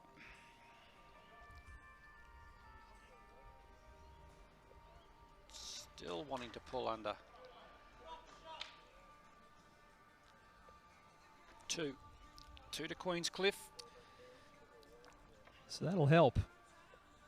So Luke Waite picks up 2 there. It's 11-5, 32-19 overall. And signs of life on the other rinks from Queenscliff. Ooh, Steve Sullivan just played another shot. He was holding one. He's moved the jack. He's made 3. So 3 shots to Steve Sullivan on the opposing rink. So that's 4 in the last couple of seconds to Queenscliff, which will certainly help. So 12-9, Nathan Wilson over Steve Sullivan on that rink.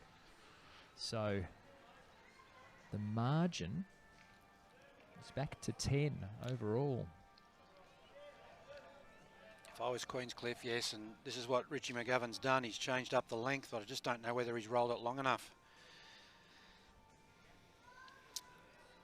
Don't know whether I'd like to face a full-blooded Mitchell Stark or a Pat Cummins at that length. Tape's coming out. Yep, the tape is coming out. Umpires. John Robertson, Bob Carlson behind me. I think JR will be going out onto the with his tape. He's got the tape measure in his hand. Good umpires that walk around and don't run across the green. Other rinks in play, so this middle rink here, I'll put the front of the tape so it's all tight on the front of the mat. So it must be 21 metres to the facing edge of the jack towards the mat. So, Bridgie, sorry to cut in. It's all tightening up over there. So 12-9, as we've mentioned. Sullivan trails Wilson, so Wilson up 12-9, but it's 9-8. Foley over Gladman, so it's tightening up on the other 2 rinks here, and of course there was a 2 there to Queenscliff. I think this is short. Yep.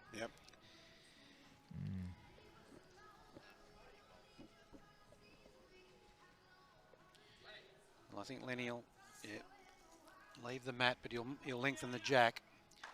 And I think that this is where Altona may have the ascendancy over Queenscliff. Their ability to be able to get more bowls around the jack at a longer length.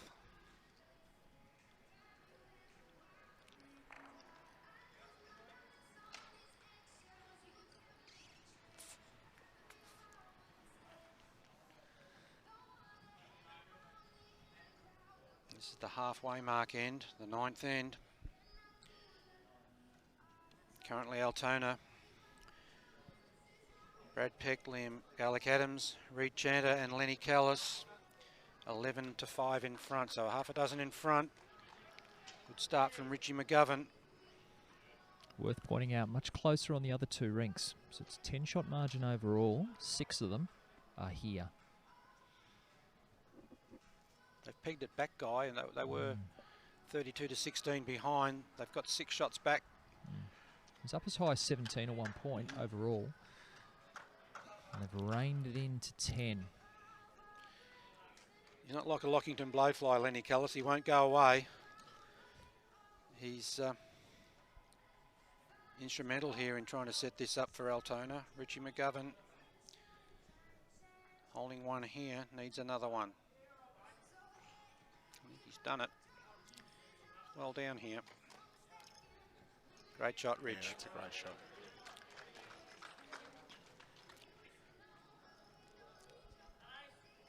Something sometimes you may see in Metro Premier Division when the lead gets ahead like that for the opposition, you might see the lead fire a torpedo down the green and try and sink the jack and not let the head build up.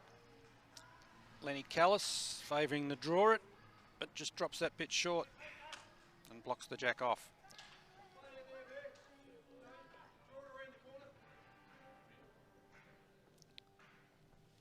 Need Des Bruin to go the opposite of what he did last time. He played a narrow bowl with his first, which did nothing, and then he played a ripper with his second. Needs to get on there first this time. Make it harder for Reed Chanter.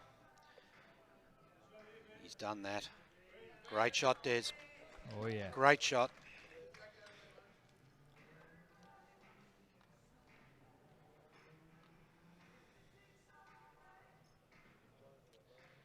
Going to be some heartache tonight.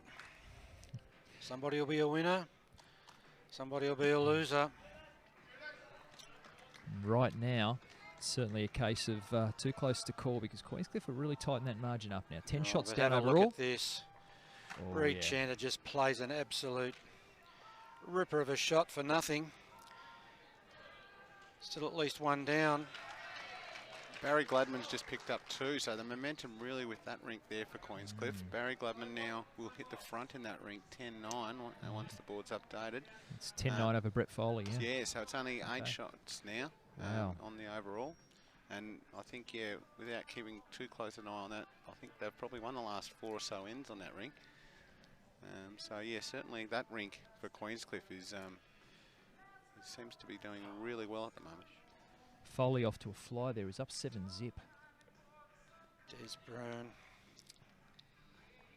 Well, he's put that in a probably better spot to block it off, but this will be the difference. You'll probably see Liam Garlick-Adams reach this.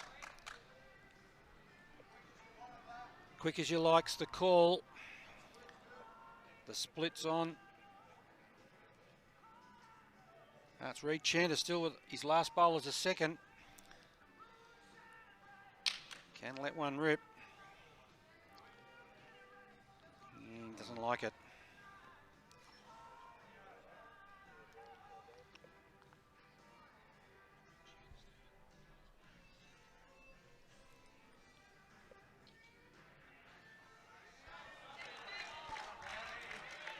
Stevie Sullivan, the little master.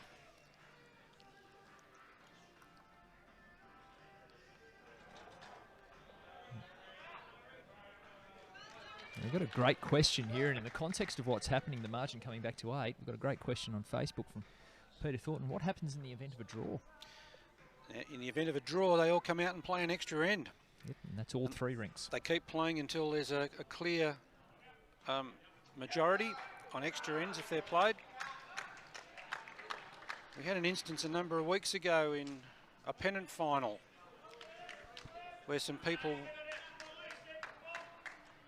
were in a position where they didn't think they could win the match, left the venue, and it actually worked out that there was a tie.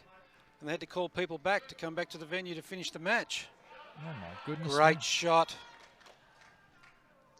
Nick Tate, I think he's made 4 shots here. You might see a bit of aggression here. Nathan Wilson just killing the end. Needed to. On rink 9. He needed to. So Queenscliff certainly across all the rinks beginning to put some pressure on. This is what we said they had to do. They had to mount a challenge and sustain one back from Altona, and they've done that. Bang. Oh. There's one left. Didn't all go, but he got rid of 3 of them. Nick Tate. This is an important bowl, Nick. You've got to get another one in there. He's a pretty lonely one, that Queenscliff bowl.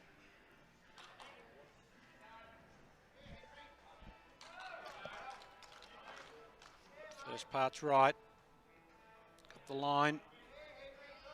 Hasn't got the weight. Oh my dear.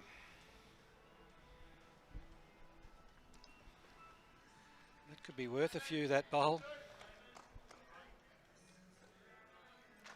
Skipping third will try and cook something up here to put the pressure back on to Luke Waith. I reckon they've got the next best 3 if they get rid of it.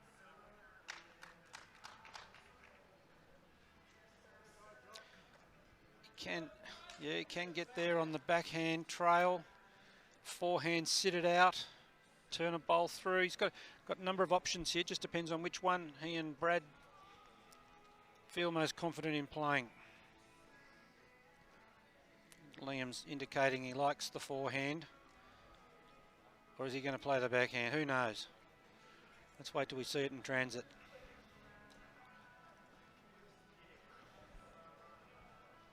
They got me guessing.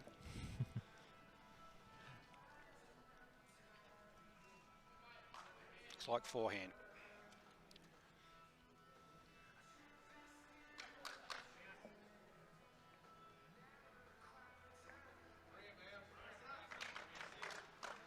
No danger at all here for Liam Garlick-Adams.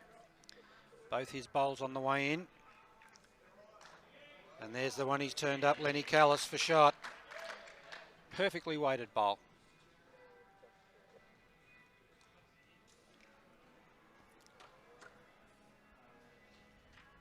So a bit more pressure goes back on Queenscliff here, and we've seen today already they've handled the pressure very well in their morning sectional match against Lakes Entrance. Previously undefeated Lakes Entrance.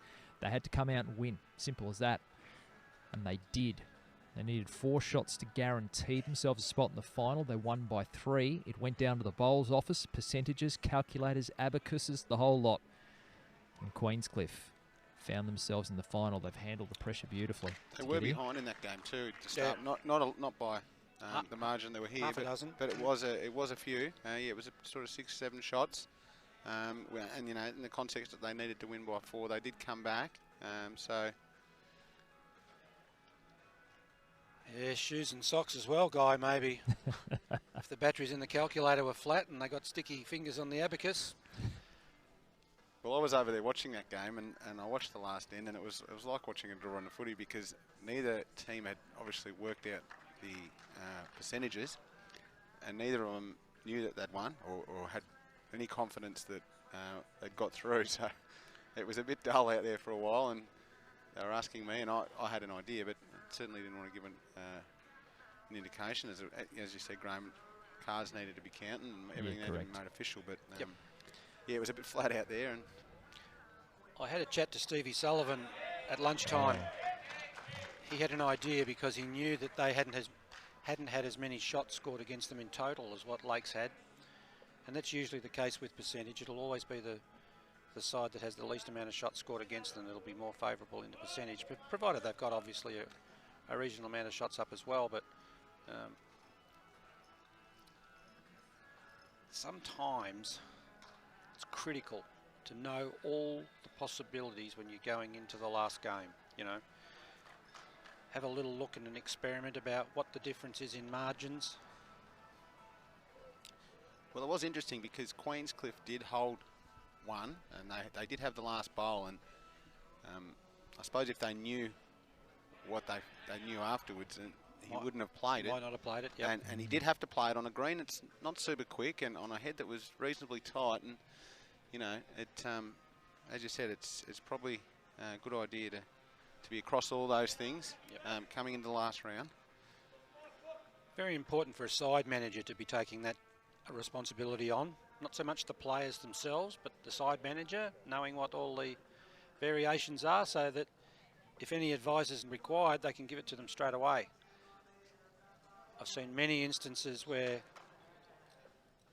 the manager has been critical in knowing what the overall situation is, not involving one game, but maybe even another as well.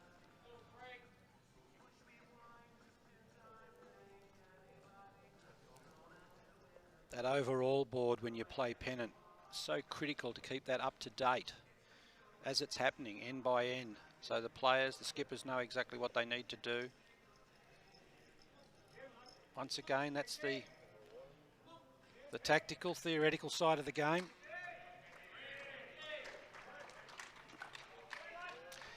Three to Barry Gladman. So that rink continues their charge. Yeah, but I think they did a few here on the same rink next door.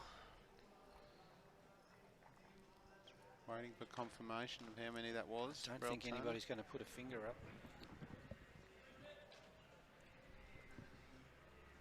Liam. 3, 4. 4 to Altona on that end. That blows it out a little bit now to 15-5 at the halfway mark. That was a good shot from Brad Peck that actually moved the jack right back into territory it needed to be in, and that's given Altona a bit of breathing space here. They're out to a 9-shot lead, and that's eased the pressure that's being applied by Barry Gladman on Brett Foley. And on that rink, Barry Gladman up 13-9 now. Nathan Wilson up by 3 over Steve Sullivan. But there's action aplenty on that one too. Lenny Callis giving the jack claustrophobia again.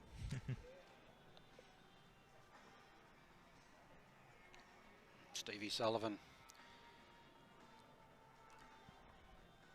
No. Didn't rise to the challenge there.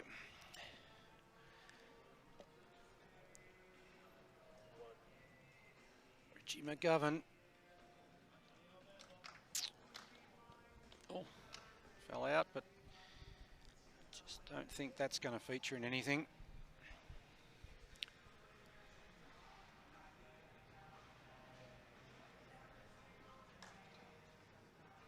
Lenny Callis content to work the line on this backhand side. Just fading in.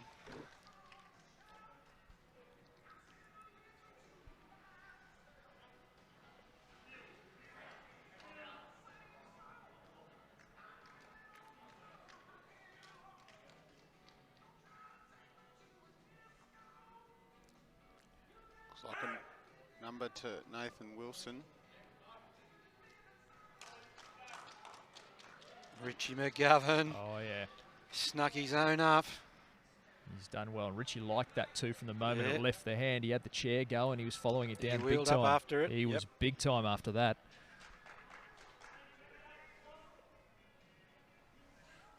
Nathan Wilson 4 shots on that last end, which now extends the gap all of a sudden for Queenscliff. All of a sudden, they're back in danger territory After again. they worked so hard. Got back Queenscliff, to 8. Now it's out to extends the gap for Altona. 13. 13 shots. 13 shots now as a result of that. Goodness me. Don't want to be too hard on Luke Waith, but he has let the head build up on a couple of occasions where he may have been better off getting into it a little.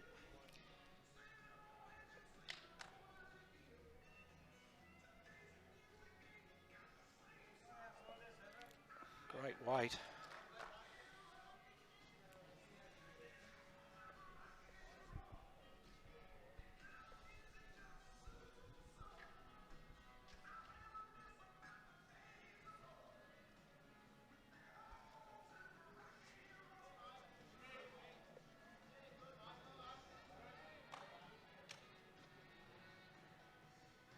That'll make it more difficult to try and get in on that backhand.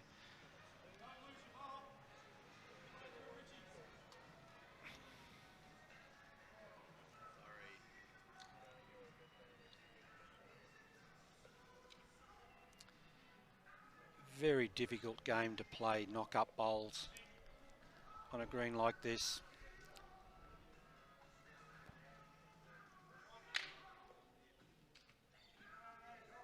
Looks like Lenny Callis to me that's come up.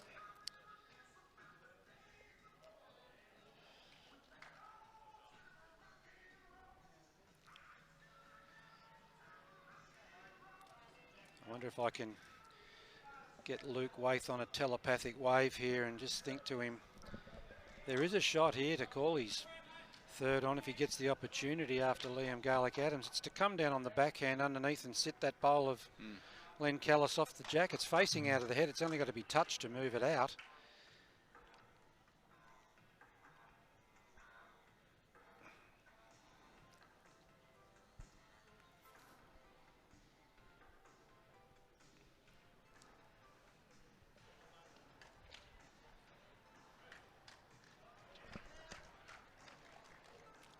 So you never be frightened to draw underneath the line. Like he's given shot away there, but it's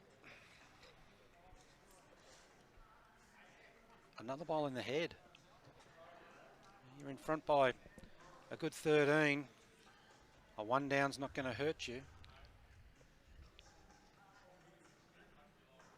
But the opponents will be looking now for that single shot there that they hold. So Nick Tate, how do you get another one in there?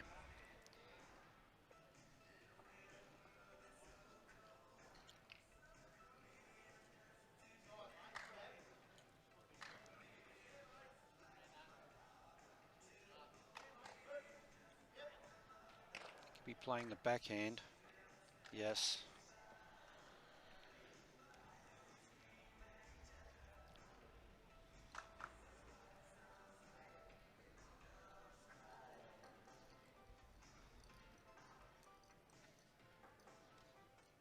Tell you what, he hasn't pointed it badly here. Another Altona bowl up there. Geez, there's a beautiful little port there on the backhand. If Liam Garlick-Adams can just get onto that and sit it through, he'd make 4 shots. I think Brad Peck's also looking at the other side.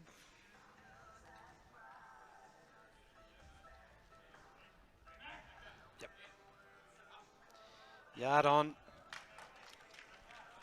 Metre through the head. Anything can happen here. Be a brave man to back against Liam Garlick-Adams in the form he's in currently.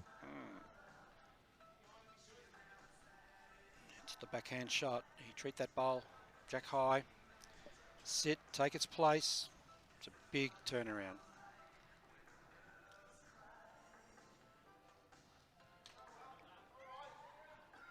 He's tight. Doesn't like it. He's going to lose his bowl too. Come on, Nick.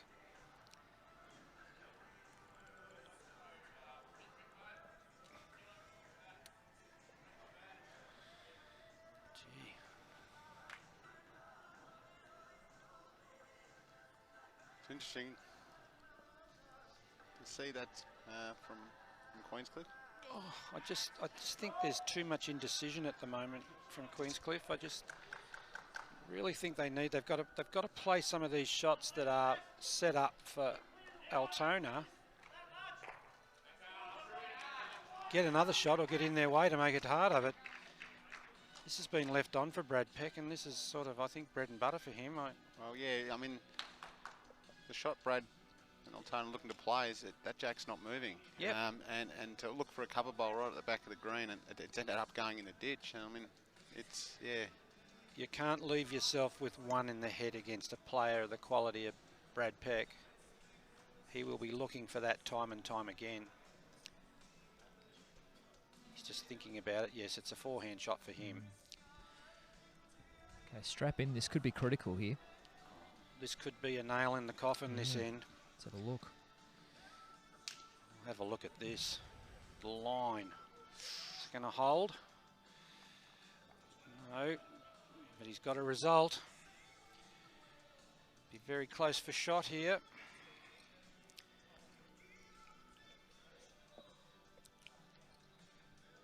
Body's in the way, but I've got to say to you, Luke, you need another one there, mate, because if Brad Peck can get onto that last bowl that he turned over, yours will move out without the jack.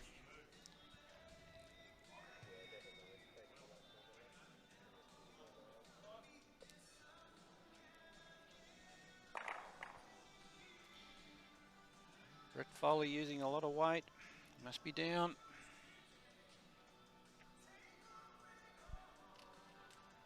On that rink, it's Gladman up 13-9 over Foley.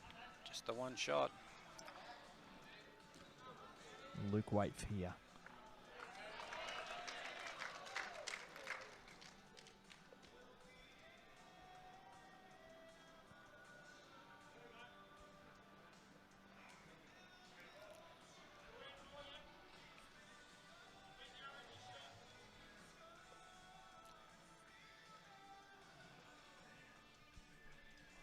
Might be a good bowl in that it's sort of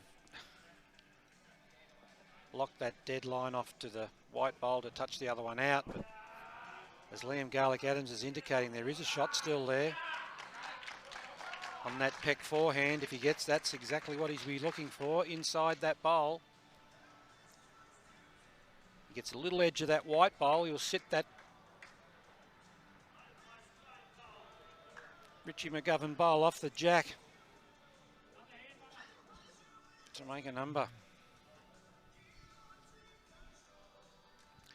Get ready for our anytime fitness shot of the day, because if he gets this, not going to turn from there, I don't think. Wow.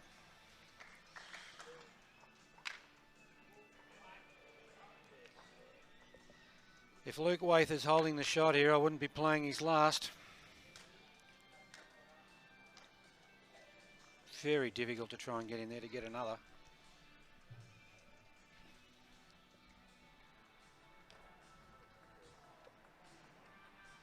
Do you think he's holding shot? I don't know, Guy. I can't see an overhead No, shot, so yeah, I know. I think both the bowls are touching, and I don't know how far they're off the jack. Yeah. I can't see from our camera angle.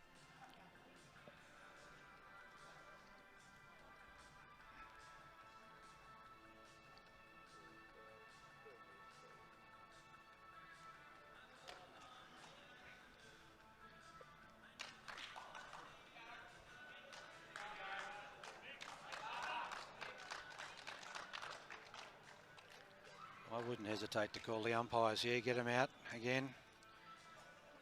One to Altona. It's the one to Altona, so there you go. Gee. So Brad Peck up 16-5, and the lead chased out to 14 overall, 42-28. He was on a bit of a hide into nothing there, Luke Waith. He had no position. If he touched that bowl and scooted his own out, it could have been worse. Now round the grounds here, it's 13-9, Barry Gladman of Queenscliff over Brett Foley of Altona. And it's 17-9, Nathan Wilson of Altona over Steve Sullivan of Queenscliff.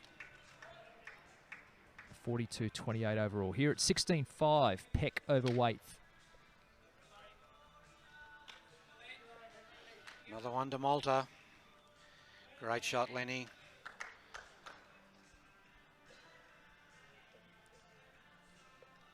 I think if Queenscliff are going to have any chance as we get towards the end of this match, I think this rink needs to come to the party. I think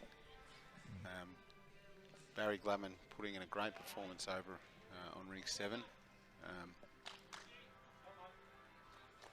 We've got Steve Sullivan also in a reasonable battle, although he has gone out to 8 shots himself. He's gone out to 8, I think. Nathan Wilson picked up a couple there. But, certainly they are bowling well over there. Every time I look over, there's Nathan has had to convert and he's had to play some absolute rippers, which he's done. But the Queenscliff rink for Steve Sullivan are playing really well. So there's a potential for that one to come back and tighten up a bit too. But as we mentioned 15-20 minutes ago, I think this rink potentially for Queenscliff could really spell some danger, and Altona have potential to blow this one out to a decent margin, I think, the way the game's going. It's worth pointing out again that the Brad Peck rink in the Metropolitan Pennant final, the Taylor Bowles Premier Division final, was critical. It was their win over Matty Ellel that really set in stone the victory. 11 shots, I believe. Lenny Callis hasn't got the shot this end, so it's up to Reed Chanter to chime in. He's done nothing with his first. Des Bruin. Queenscliff needs you. Get in there on that backhand. Take the shot away. Got a chance. Just a little quick.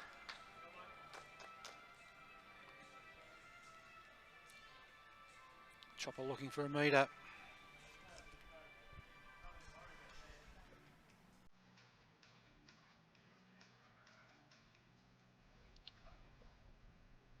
It's found 2.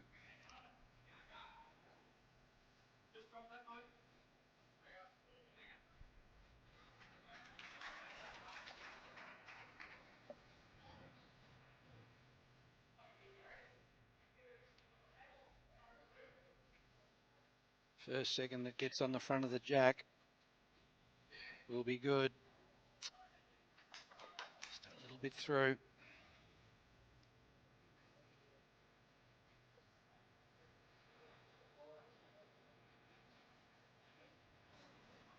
Return to the scene of the crime.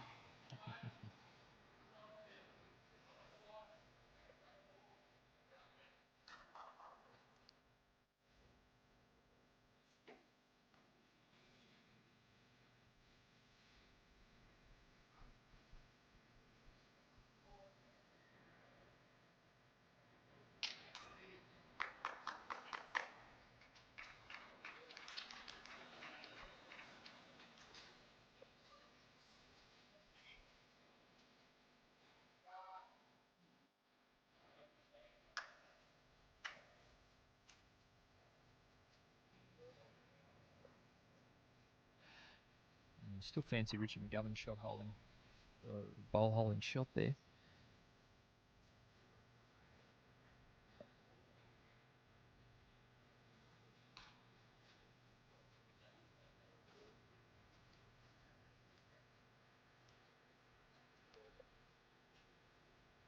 And there's the sun peering in through the rails at Moama Bowling Club, and you can see that it's tricky and patchy down at that end because of the combination of shadows and light creeping in. We play east to west here.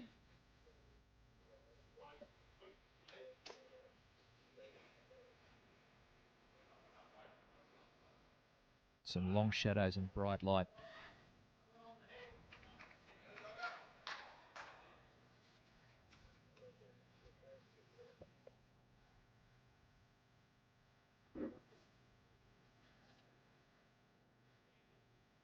So here at 16-5, Brad Peck over Luke Waite.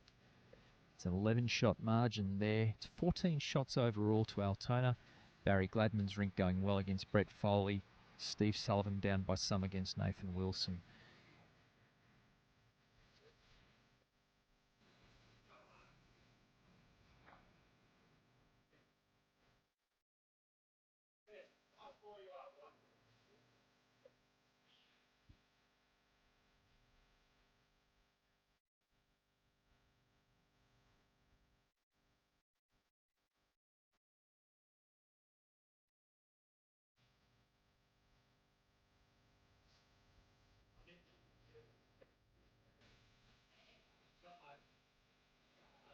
Mick Tate's great bowl there. He's actually, has he moved it enough sideways to bring that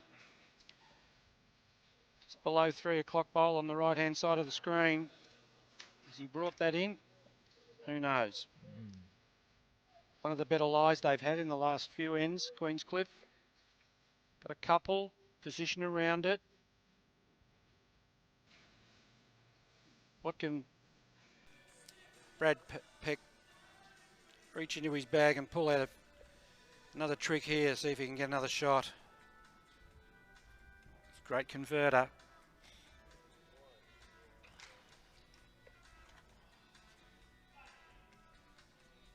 Jeez. He's on a great line. Great shot. That is a fine shot indeed. Brilliant bowl. Des Bruin shaking his head there. Well, Des seeing it is believing it. And you never doubt that this bloke can't do it because he can. That Complete is package. Absolutely ripper shot. Touch of the knuckles there. Came down and showed the team how to do it.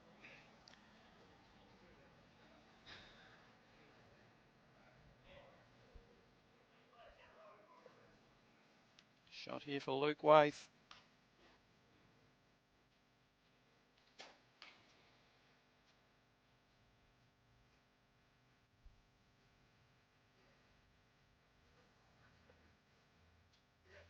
Hasn't got the weight. Oh, he hasn't got the weight. He had a beautiful line to sit that bowl out to make probably better part of 4 shots, 5 shots if he sat that bowl out clean, but Peck may still have it.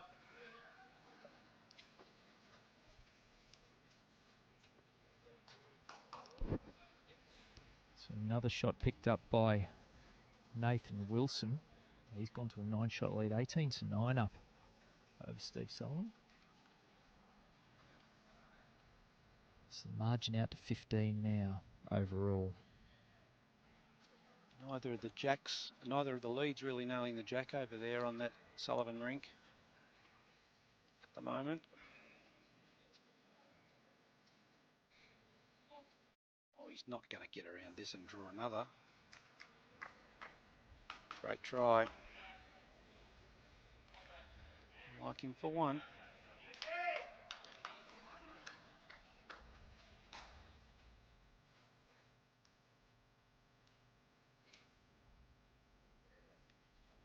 Plenty of encouragement.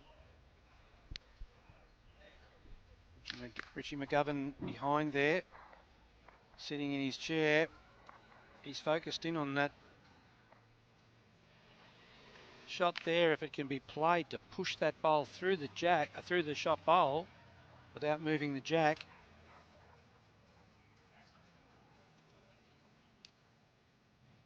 They need something to ignite a little bit of a Queenscliff resurgence.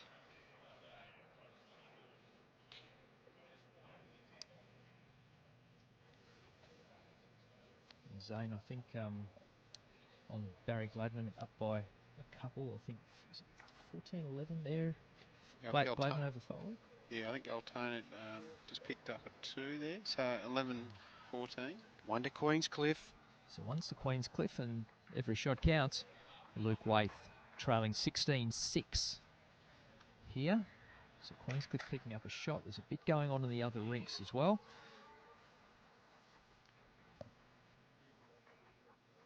We make it 45-29 to Altona.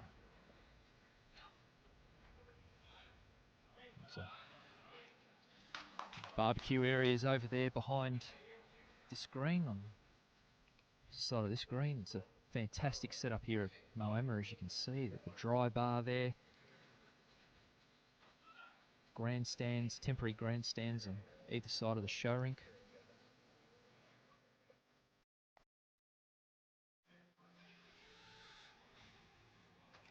Seven ends to go in this televised live streaming match brought to you by MySport Live at Moama Bowling Club between Altona and Queenscliff.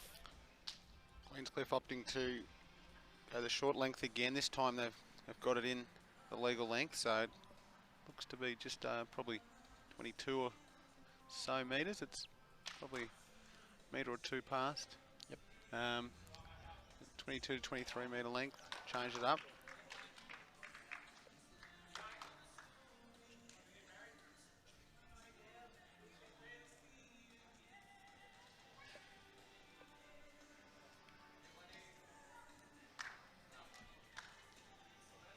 Well, so far that hasn't worked.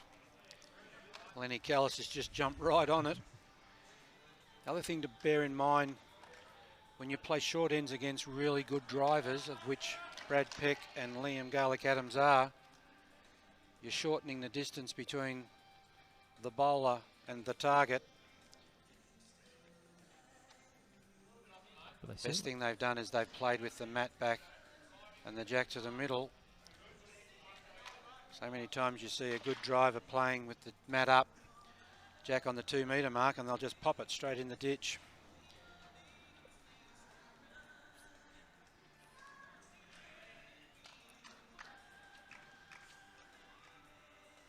It's great bowling, Lenny. Great bowling, Lenny Callis. 2 great shots.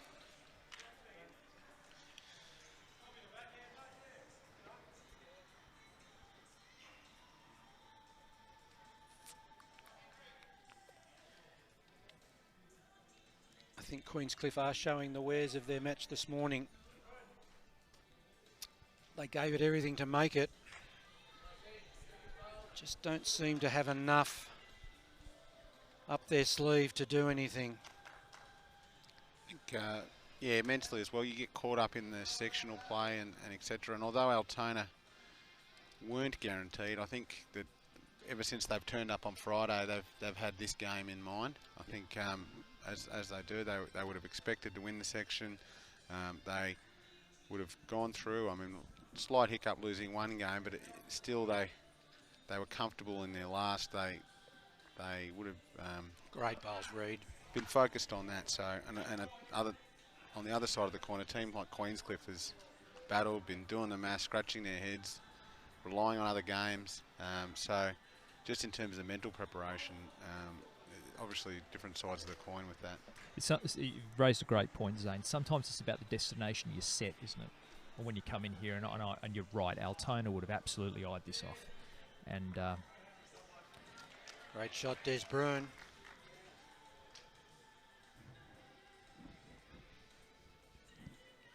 He opened it up. Still finds him down though.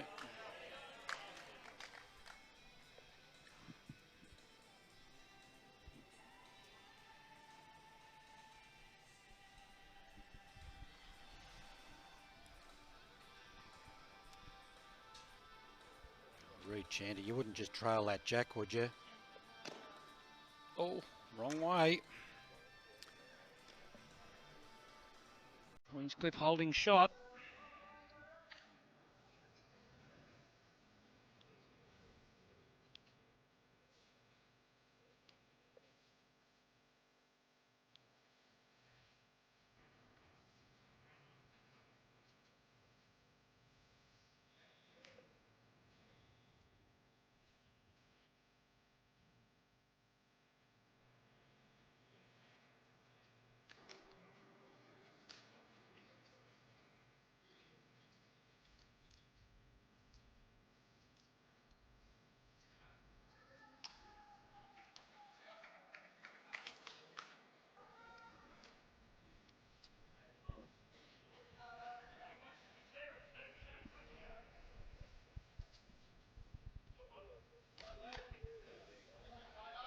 Great shot, Nick. Bowl. Yep. Could catch the jack if they're trying to trail that. I think he's got a shot on the backhand there. He's got Lenny Callis's bowl on the turn up. He gets around it. Okay.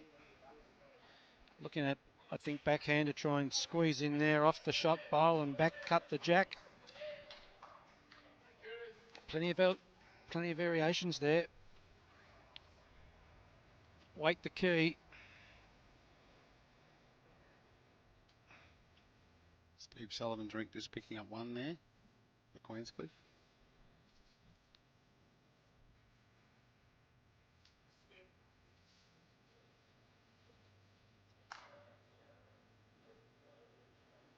Bit high.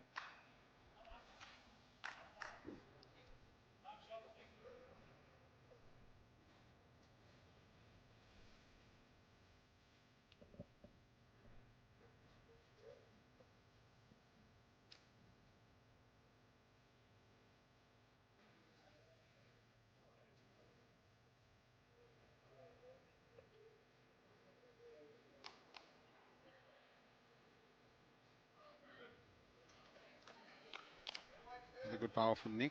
Another one. Yep. They hold three.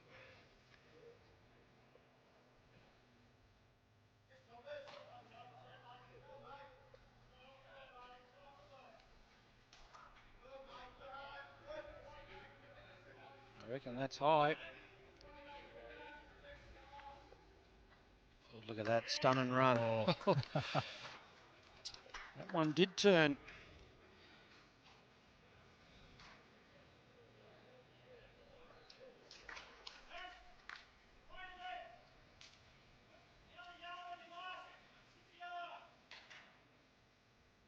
So often the result when you play a shot like that is if you get a half the bowl, your bowl goes one way, the bowl you hit goes another way, and you've got nothing left. But Liam hit that fair and square in the middle and ran through.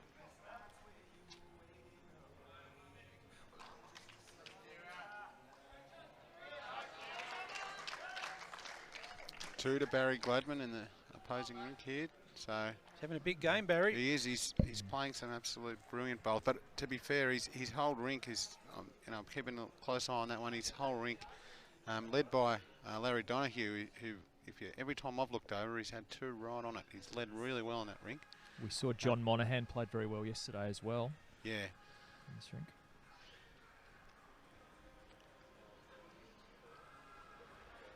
Well, if he didn't have shot before, he's got it now. Liam Garlick-Adams. It's not that bad for Queenscliff that they're one down, but they've got probably the next closest three. But Brad Peck's got two. Two bowls to come down.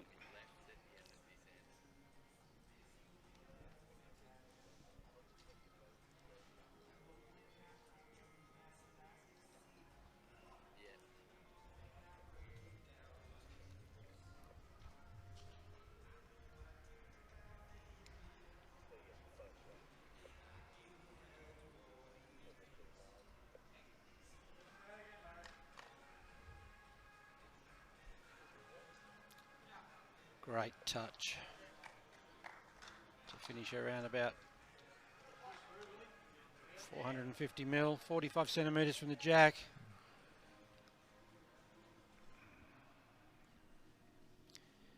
Now,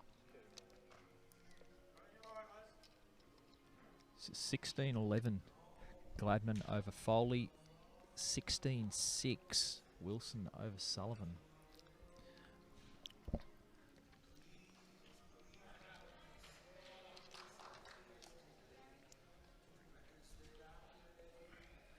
can't be wide of those. Actually, sorry, 18-10. My apologies. Brad Peck now with a free hit. Wilson over Sullivan, 18-10. And here it's 16-6.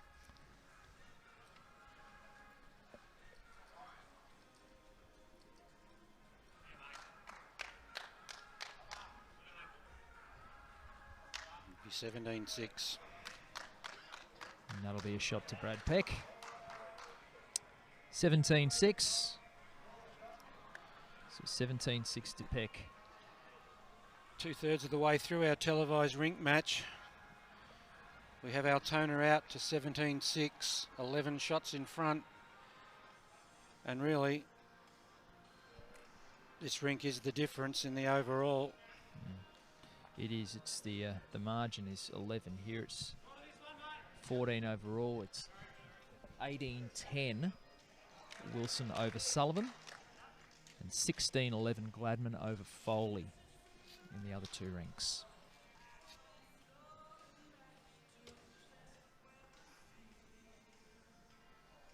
So Queenscliff are staying within range. They're certainly, they're 14 shots down overall, but all of their damage is being done by Gladman over Foley, isn't it? And the other two rinks down. Admittedly, though, Steve Sullivan's rink, Zane appear to be playing pretty well.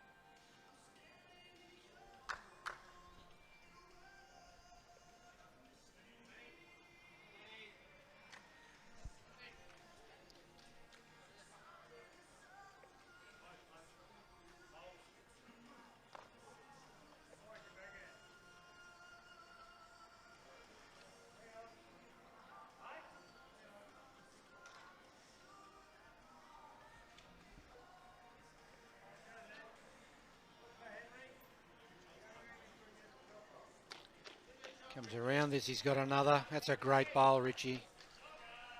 2 shots to Richie McGovern.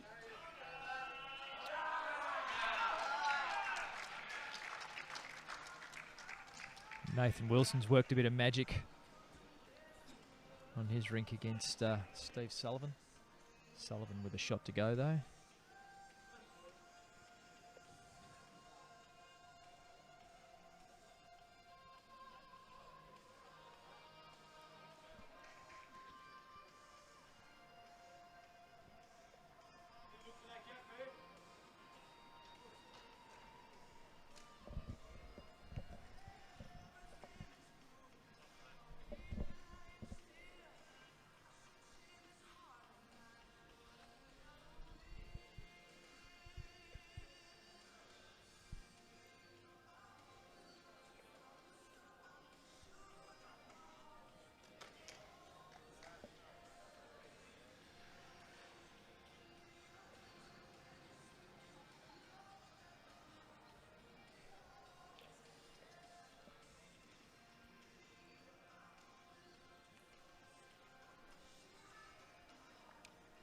So we hope you're A bit of that movement on that jack there from Des Bruin.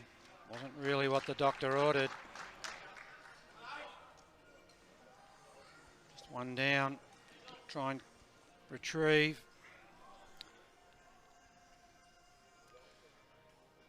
When it's not running for you, it's not running for you.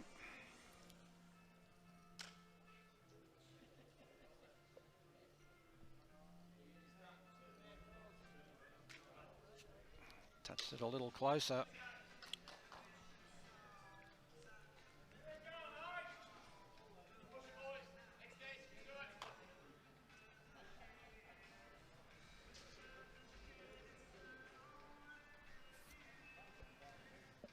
So we hope you're enjoying our coverage of the 2018 champion of state pennant final. Coverage, our Bowls Victoria live stream coverage through MySport Live, brought to you by Moama Bowling Club, our gracious hosts and the host venue for this event. And Nathan Wilson has picked up a shot with a fine bowl. He's up 19-10 over Steve Sullivan. Barry Gladman of Queenscliff up 16-11 over Brett Foley. Here it is 17-6. Brad Peck of Altona over Luke Waite. Overall, the margin 15 to Altona, and the white boxes are what counts. It's the overall margin that determines who wins and who loses today in this, our decider for what's effectively the Victorian Club Championship of Pennant.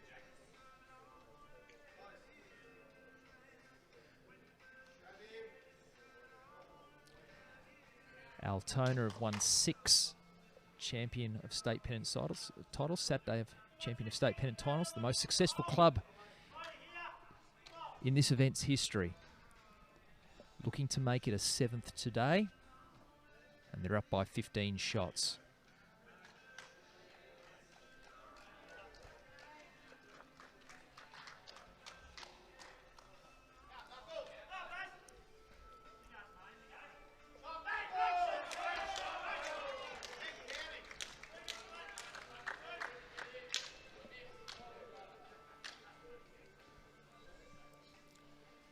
Barry Gladman do it again, did he? He would appear to have. He's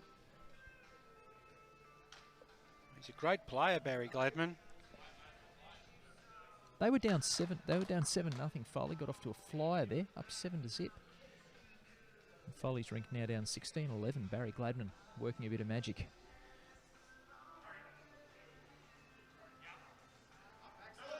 Oh, that's a good bowl from Foley here too. Oh, that's a great bowl. So on the adjoining rink, looks like Brett Foley has picked up a shot from a pretty ordinary position. And that just keeps the pressure on Queenscliff.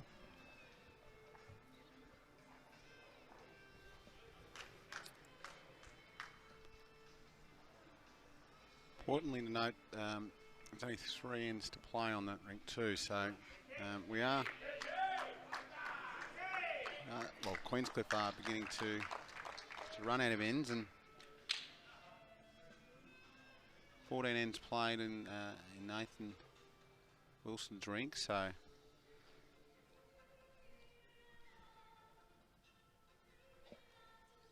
we've only played 12 here. We're probably looking like rink 8 will be the last to finish, but yeah, as good as Barry's playing in the next rink, you probably want to. Well, it's the second shot, but they don't have an answer to the brilliance of this Altona 4. Brad Peck's bowl you saw previously, an absolute beauty. And that's holding shot. And they've just been really consistent. Altona, they just keep picking up the shots. Brad Peck's rink. Oh, at critical times of the game, Nick Tate's been just a little bit tight. Just put a couple of shorties in when you really didn't need them. But the heads haven't been conducive to try and get into if you've been in that position where you're down like Luke Waite has been. Part of that. I just personally think he just lacks that confidence to get in there and, you know, mix it up and get dirty. You know, I think that's the thing. I don't know how long Luke's been playing, but he's trying to finesse a little bit sometimes when he should be a little bit more aggressive. The old saying, to it and through it. And part of his problem, as we've said, Graeme, is he's waited or hasn't done in attacking early. He's let his second or his third try and draw the shot, or just try and play a little trial, or and by the time, as you said, he's on the mat, it's very, very difficult. Absolutely. And as we know, the luck starts when you reach jack high. So, if you're up there with a chance, he's got a little bit on this one. He's trying something a little bit different. But he didn't get anything. Still think it's 1 to Altona with Brad Peck's bowl. No? No, 1 down. 1 to Queenscliff. 1 to Queenscliff. So 17-7. Peck over Waite. If that was the case, if he was holding shot, he was playing an aggressive weight. Anyway, it's 1 on the card to Queenscliff, 17-7. It's 19-10, Nathan Wilson of Altona over Steve Sullivan of Queenscliff. 16-12, Barry Gladman of Queenscliff over Brett Foley of Altona. Here, 17-7, Brad Peck over Luke Waite. And overall, it's a 15-shot margin. Here's a change. Matt up. Probably a 21.5, 22 metre length. I think Lenny Callis was having a look at it to see how long it was. Decided to play it.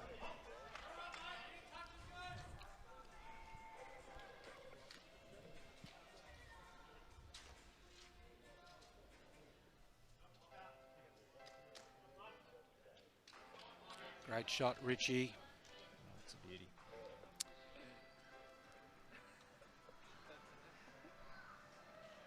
It's a good bowl, but you'd love to cover the jack. Make it harder.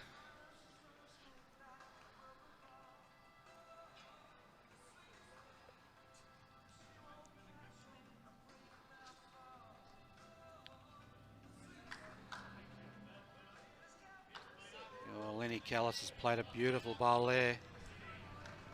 There'll be a lot outside that.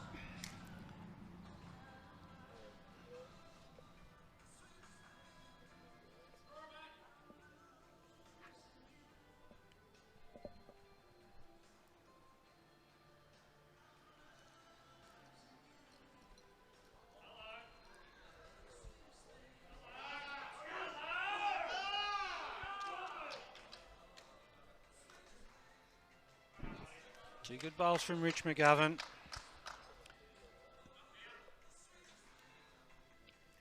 Rich has to do it all with just the arm movement. He doesn't have any body weight behind his delivery. Fantastic achievement. He's a really good bowler, Richie McGovern. He went pretty deep in the pairs. I think with Larry Donoghue, actually, from Queenscliff at the Vic Open this year. Gosh, that's a great bowl from Lenny Callis. Just an ounce underneath was all that was needed. Perfect example, Graeme, how the lead should play when a bowler like Richards is put on. Yeah, a lot of leads would be tempted to play, reaching yard or even more once they see that bowl so close and sitting a little off, a little to the side off the jack. But Len's just played, his first was an absolute brilliant bowl, and his second he was very, very close. I used to always give the death stare if the leads had a look at it, and he sometimes might have gestured, can I have a crack at it? No, I just want you to get close. Let the second and the third play the big shot. All your job is to try and do is to build the scoring area around the jack. You'd get cranky if the lead had a little bit of a ping and it went in the ditch. Last place you want to see your leads and seconds bowls are in the ditch, especially when you're a few down on the head. Des Bruyn's got to be between this bowl and the jack, and he's done that. That's a great shot.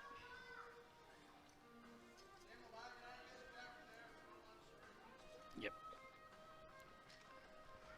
Nathan Wilson's picked up a couple of shots against Steve Sullivan, up 21-10 now, and that's pushed the margin out to 17 overall. Reed won't like that one. Right weight, definitely the wrong line. So boys, we're creeping up to the 2.5 hour mark here of our match. Now it's worth pointing out that unlike the sectionals, there is no time limit here. 2.5 hour rule doesn't apply. We just keep going.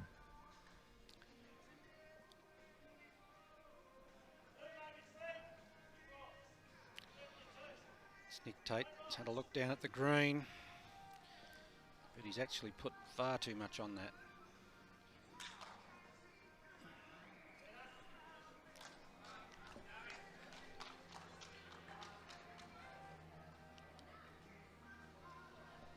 I think Liam Garlick-Adams has had by far the best of that duel between himself and Nick Tate.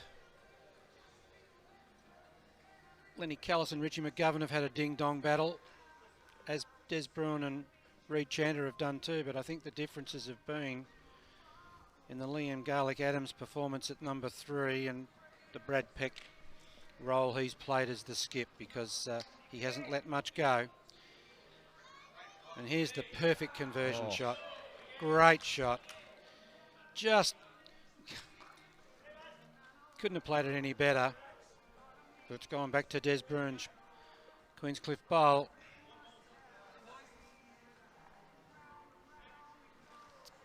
All those good shots up the green will count for nothing. Nick Tate needs another.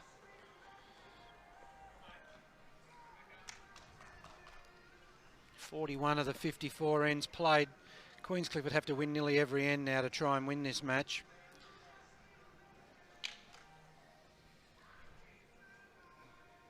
Can't see the jack going there.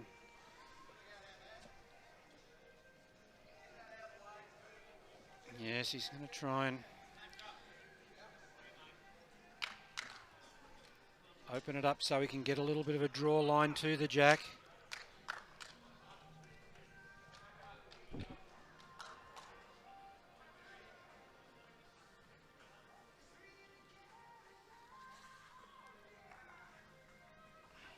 Okay. Queenscliff probably holding 2 there.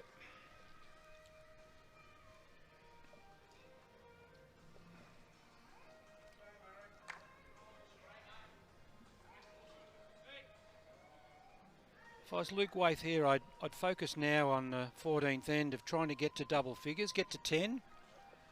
He's got another 4 ends after that. If he can get to 10 and then claw his way back to, say, 12 or 13, he's done a good job.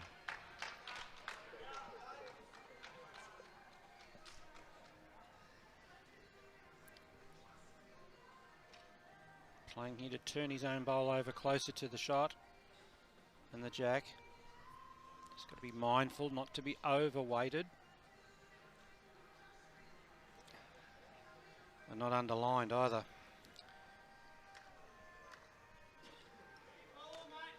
The head tells you everything. When the head's looking straight up the chalk line, you can nearly guarantee the bowl's going to cut the head.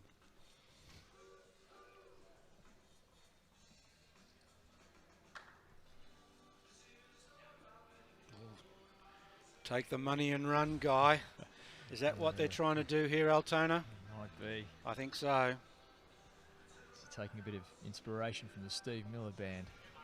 Brad Peck on the mat now. Overall, 10 shots up in this rink, 17 overall. Oh, he's just touched his own, grazed it.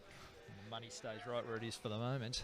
I think he was looking to try and play that bowl through the jack. It could go out that side where Richie McGovern's in his chair.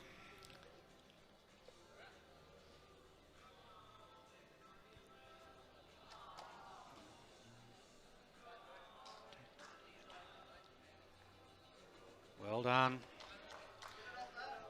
Yes, he'll be looking for this.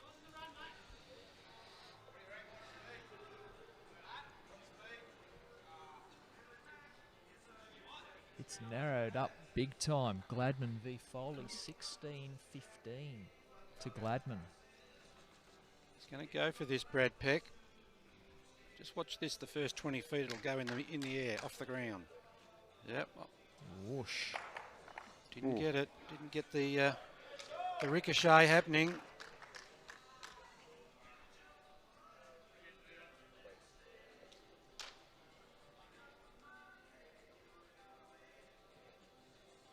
think it's only one shot. It's just the one to Queenscliff. 17-8. Margin back to 19, but there's been a bit of damage done. Brett Foley clearly picked up a number there. They're just down by a single shot against Barry Gladman, and the Barry Gladman rink for Queenscliff is the one that's been doing a lot of the heavy lifting here. Going to the well again, Richie McGovern. He's brought the mat right up.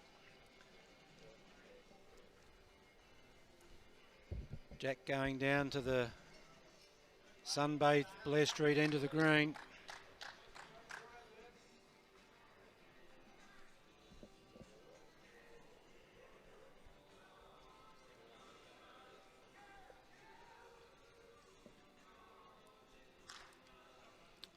Richie's got a bit on this one.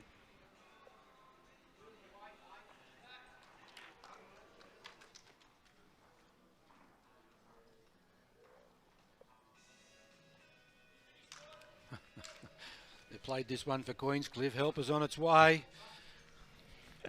Isn't it great? You can have the song that sometimes fits the scene. You know, it's. I reckon you've got something, some sort of algorithm that detects what song needs to be played at this club. Somebody's feeding off someone. This has been happening a bit this weekend. Yeah. Little River Band, in fact, that came from not a million miles from Queenscliff, just quietly from Little River. On the way down the highway to the peninsula. You know the story? I don't. Originally, most of the members of the Little River Band were in a group called Mississippi, which is one of the longest rivers in the world, and they changed their name to the Little River Band, which was one of the shortest. So, Glenn Shorrock and B. Birtles, and great band of the 70s and 80s.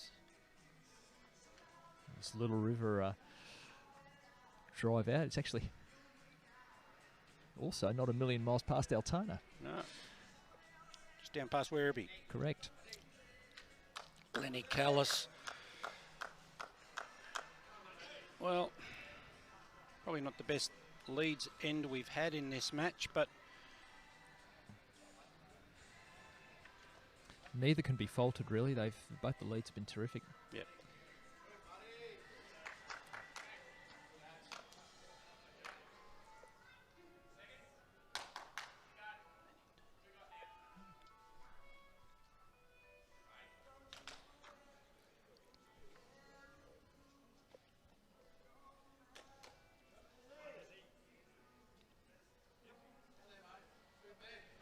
So the margin now 22 shots over all three rinks.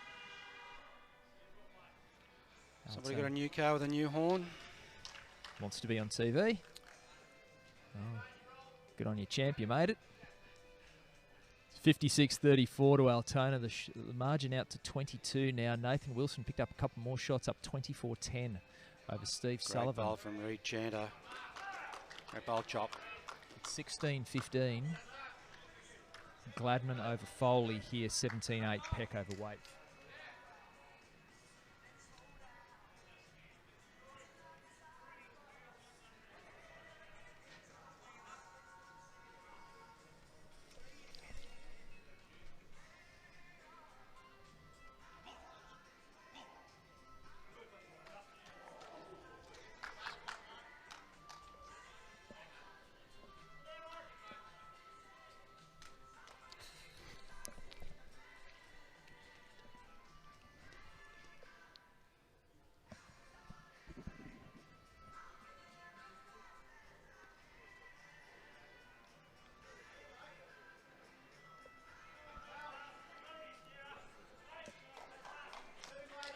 Barry Gladman's just played two howlers.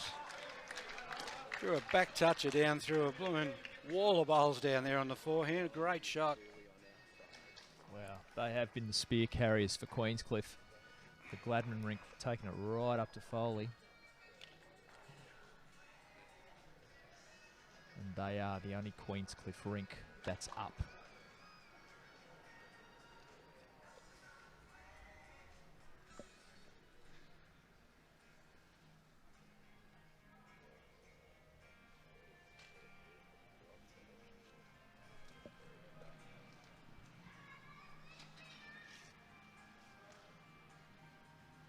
So it's 18-15 Gladman over Foley. 24-10 Wilson over Sullivan.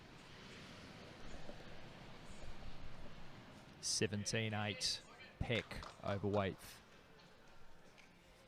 The overall margin is 20. Gladman's helped shorten it up a little bit, but the ends are getting away from them and the shots are getting away from them too, and that's a dangerous combination.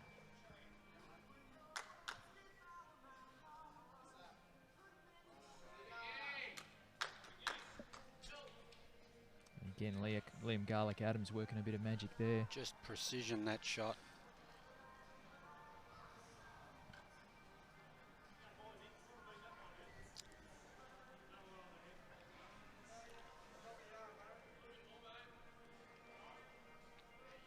Barry Gladman's rink playing the last end two here, so the rink that I suppose Queenscliff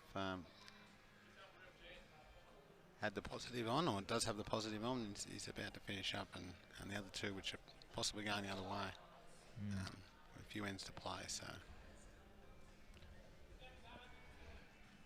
your momentum stops when the game ends, doesn't it, Zane? That's it. He's certainly done his job though, Barry, and that rink. All four of them have every time I looked over, said some great shots being played, some great bowls by the four players in that rink.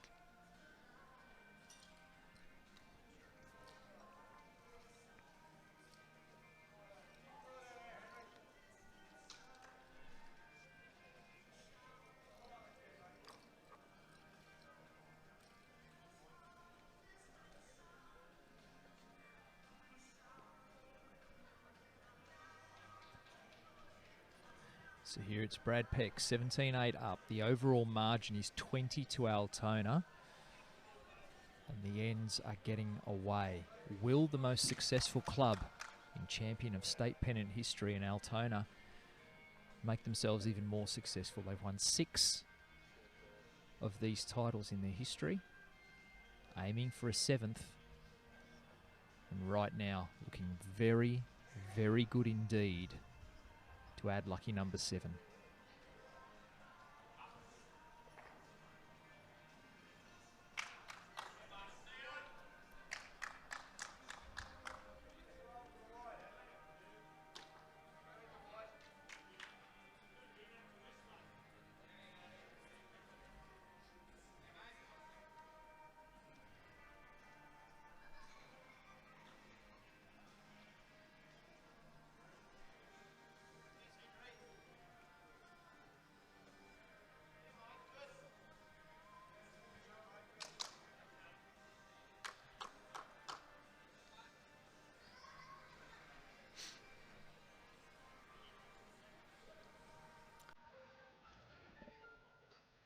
Can't see the Perpetual Shield going down to the Bellarine.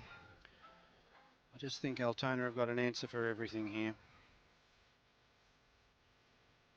Two rinks that are both in trouble.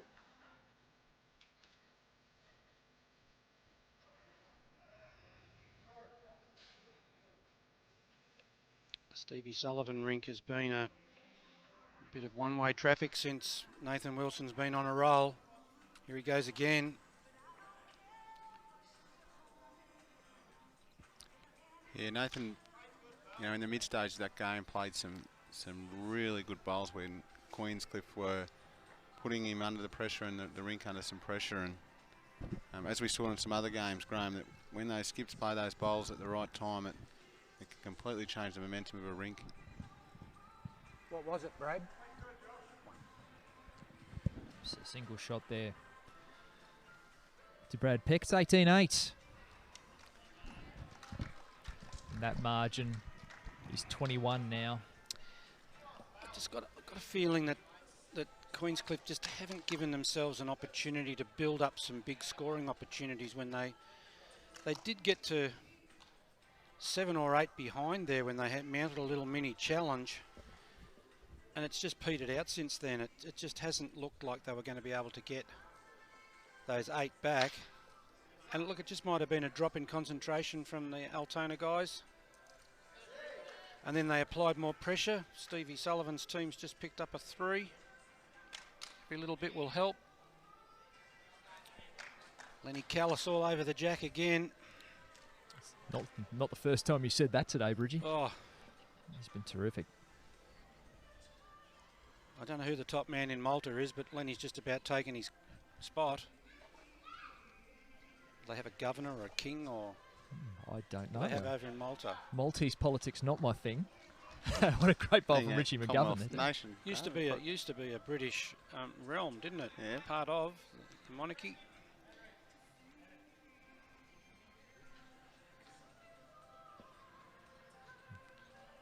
Picture of concentration, staying down over his delivery.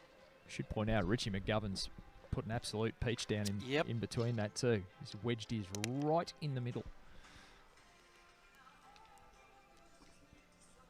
As we said, you put down a good one, I'll put down a better one.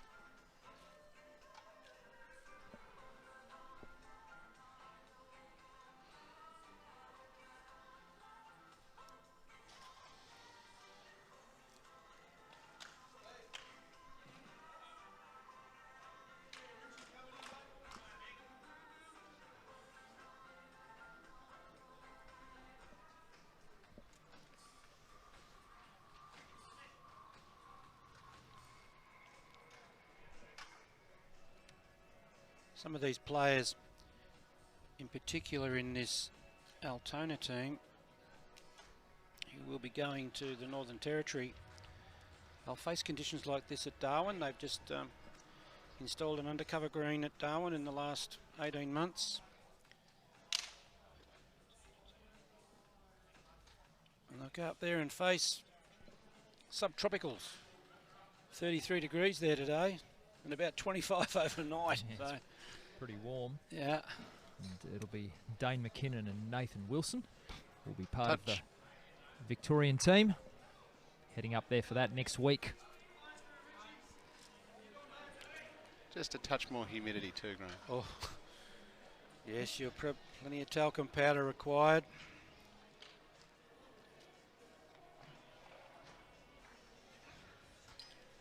Remember playing up there once in a round robin in an old Victorian uniform which was navy blue. The new shirt, the dye ran out. Ooh. What did my body look like? Blue. You were like, goodness me. And long blue pants too. No, no shorts in those days. I was going to say. And same thing. A little bit of dye came out. A little bit like the Victorian Teletubby. Exactly. Probably didn't do it as hard as Paul Dorgan did. He was my skipper in that series. It's pretty. It is a really warm joint, Darwin, isn't Oh. it? It's incredible humidity, as you mentioned. Is The thing is, though, the greens don't run quick outdoors. The grass is growing while you're playing on it. Remember, we played at Nightcliff and it ran about, probably about 12 and a half seconds. And went up there at the same time of the year in May, so it's the end of the wet season, but green's very waterlogged. They get a lot of rain up there.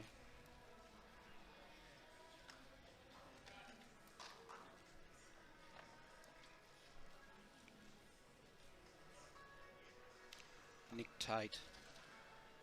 Come on, Nick. Finish in a blaze of glory. Like the last quarter of a one-sided match now in the stand, starting to clear out. And Yeah. a few of the supporters see the writing on the wall, so It looks only a matter of time now. looks pretty well done and Yep. dusted here. Altona win. Just to bring you up to speed on the Gladman Foley rink. There's a win for Queenscliff there. Barry Gladman running out an 18-17 winner over Brett Foley.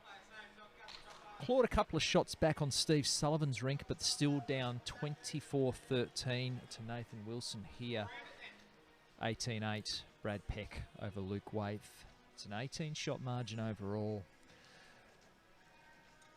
And a long way back. What was that VFL Grand Final the year that Gary Ablett turned it on in the last 10 minutes of the Grand Final, when the spectators were starting to look like they were wanting to get out of the place because it was embarrassing, and all of a sudden they only went down by 9 points or something, wasn't it, or 5 points? I think that was a Hawthorn-Geelong. Was that Hawthorn-Geelong, a yep. Hawthorn-Geelong Yep. Grand Final in the 80s? Just don't think we're going to see it here, though, on this Yeah.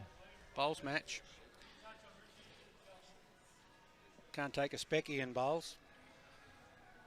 Can't break a pack. Only a head.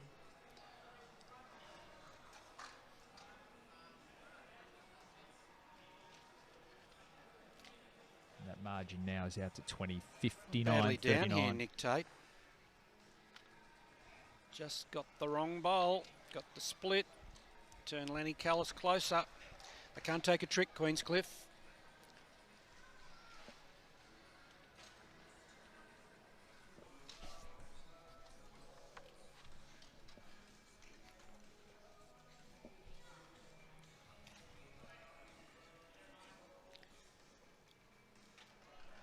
Four ends left to play. I just can't see for the life of me that a 20-shot margin can be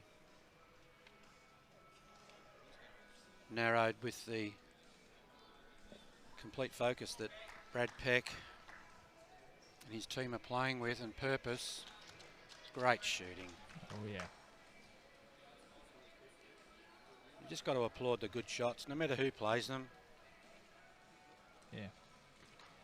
And Brad Peck has certainly had his share of those this afternoon. Oh, he's had a big day. I think he's had a big morning and he's had a big afternoon.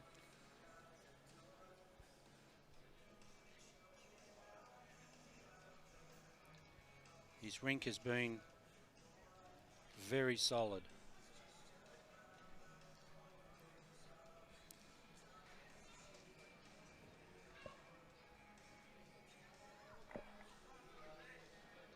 Made it closer.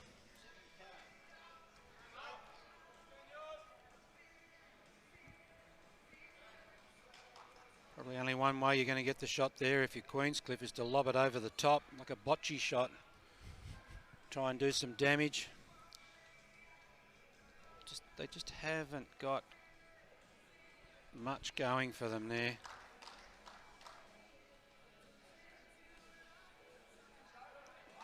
Yep, on the backhand there is a chance.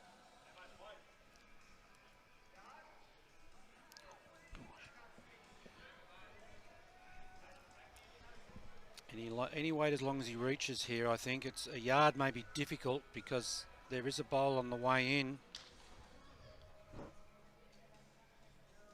Might be better off with the backyard. That's high.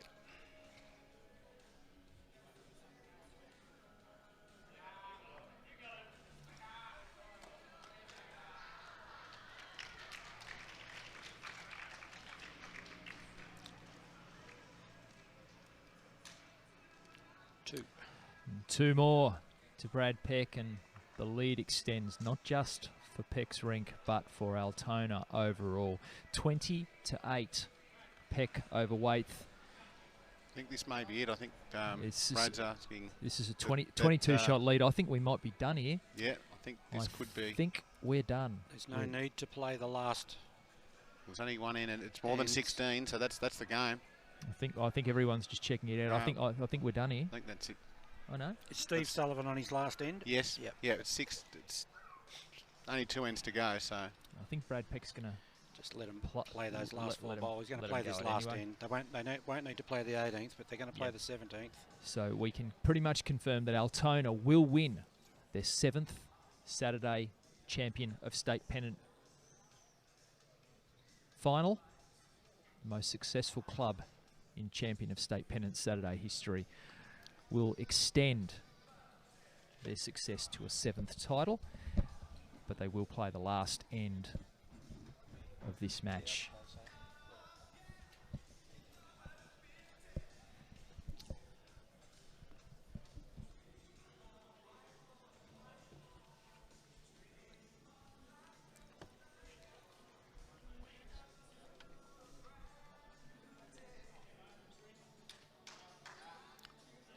Great shot by Nathan Wilson over there on rink number 9.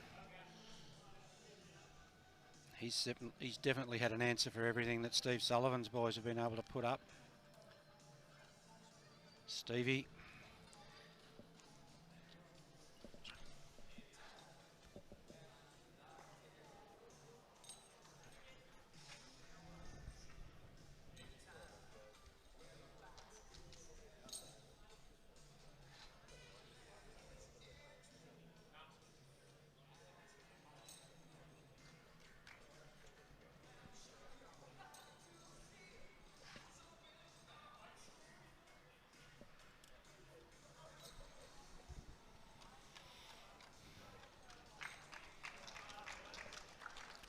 And they're done in the Wilson-Sullivan rink.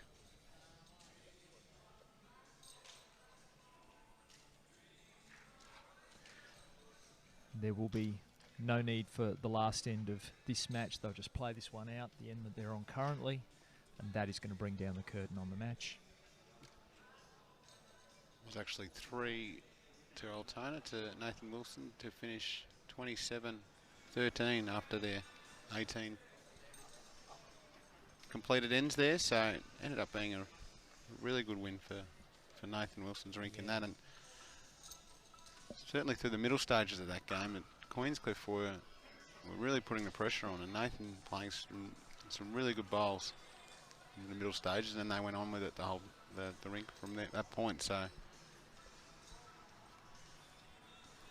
that assisted in the overall margin that we've seen, being 24 shots at the moment. 63-39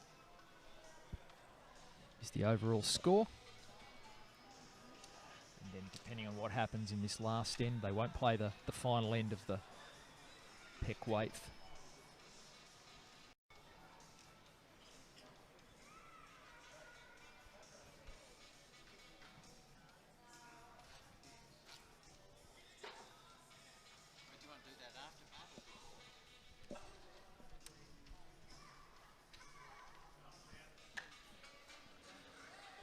So Altona, their lead is unassailable, regardless of what happens in this final end. And Altona will be the 2018 champion of State Pennant Saturday winners. The most comprehensive win over Queenscliff.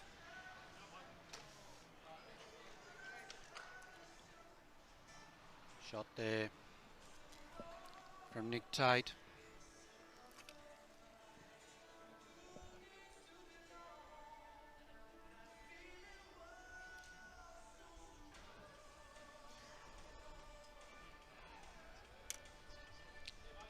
So just a reminder that the midweek competition, champion of State Pennant midweek, will commence here at Moama Bowling Club on the 8th of May, Tuesday the 8th, Wednesday the 9th and Thursday the 10th, played in pretty much exactly the same format that we played here over the last 3 days. That event will not be live streamed, but if anyone wanting to head along on those days, we're playing on the greens here again and looking to crown a midweek pennant championship for the teams, the 12 teams that will arrive here the week after next. So well worth getting down and taking a look at that. It's a great competition, a nice relaxed feel to it. It's a really good competition. It's great to see it revived, and if it wasn't for the generous support of Moama Bowling Club, then it wouldn't be. And it's great to have both Saturday and midweek events back on the agenda. They're a great addition to Victorian Bowls. I don't think there's any question about that. And thanks Moama Bowling Club for making it happen. It's a generous sponsorship. And what you're seeing here in both this competition and the midweek competition comes through the generosity of Moama Bowling Club.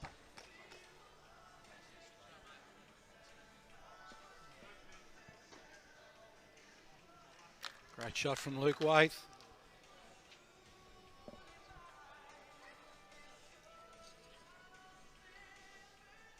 See if they can make double figures here, the boys. This bloke, if he's got a chance here, maintain that he doesn't want that to happen. He's done it. He's a machine, Brad Peck. He's been superb, hasn't he? Yep. He's been absolutely superb today.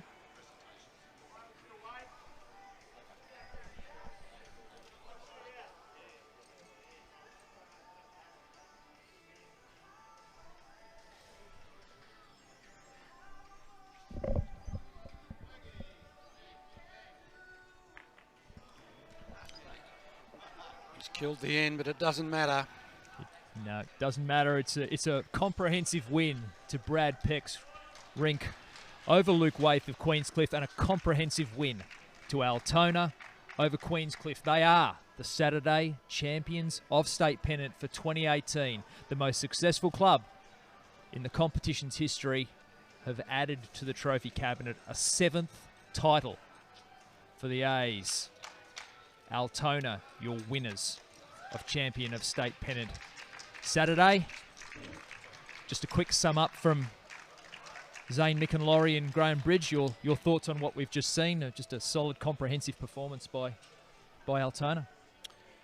Yes, you saw a case there of the skill set of one side against another being supreme on the afternoon. No disgrace from Queenscliff. They tried their best, but it just wasn't good enough on the day. And I think the Altona players supported one another tremendously there. On the 3 rinks, we had that one rink there of Brett Foley that was in a little bit of trouble at one stage there after getting off to a good start. And there was a little bit of a pegging back by the Queenscliff team that got back to about 7 or 8 on the overall board, but then all of a sudden the lead stretched out again from Altona. So if you're going to mount a challenge, you've got to sustain it and answer anything that the opposition want to throw at you. And it just didn't happen on this occasion for Queenscliff, but they can be pleased with their result by getting to the final, getting runner-up. Great effort. But yeah, Altona have stamped their class on the event. And well done to them. Zane, your thoughts?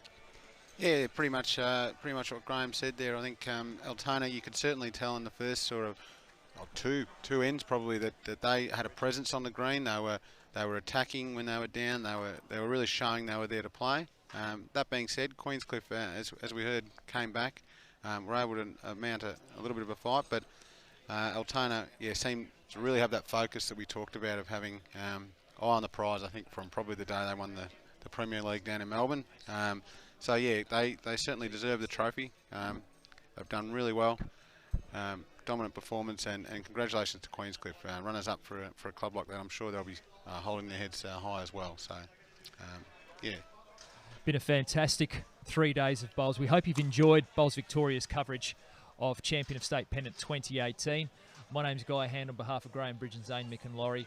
Bring down the curtain on the live bowls. We'll cross now to the presentations, and we hope you've enjoyed our coverage, and we'll see you again very soon.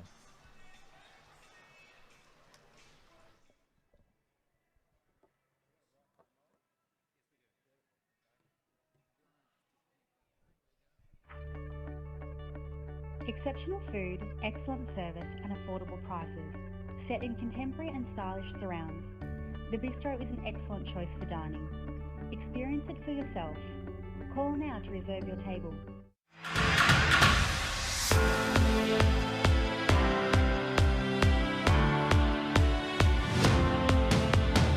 Open up.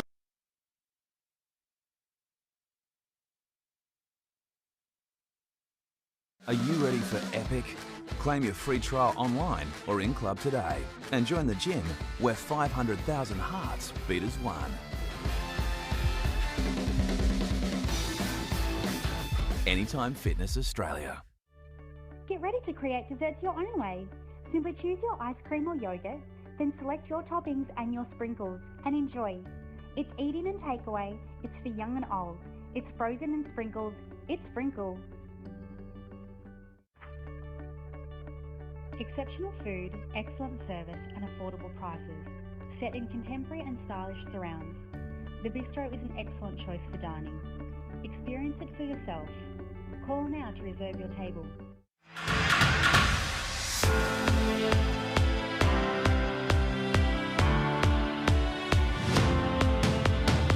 Open Elite 8 Premiers, how does that sound? Big wicket, and that one bounced. Come on!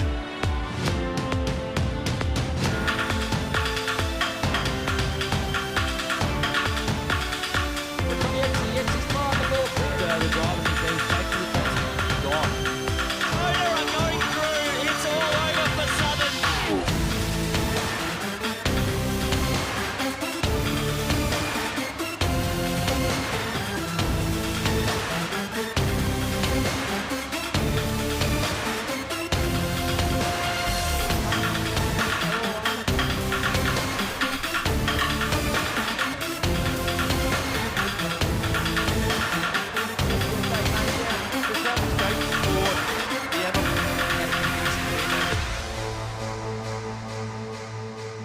He's out round.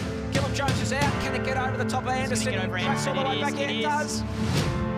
And he's locked in, but what a goal! Inundated. So popular.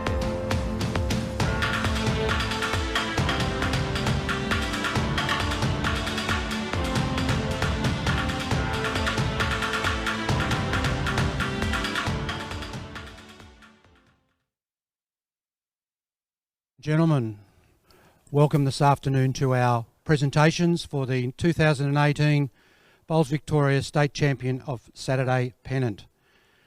In introducing our first group of recipients, I'd like to congratulate both teams, Altona and Queenscliff, for the great display they've just put on this magnificent rink. So if I could have the side manager of Queenscliff, Kevin Thompson. Kevin, whereabouts are you?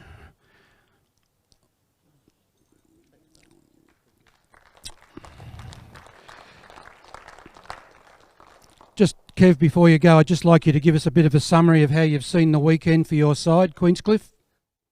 Look, very proud of our team at Queenscliff coming up for the second year. We knew every game was going to be hard. It was hard fought out by every team participating. We're very proud of our club, and we like to congratulate Altona.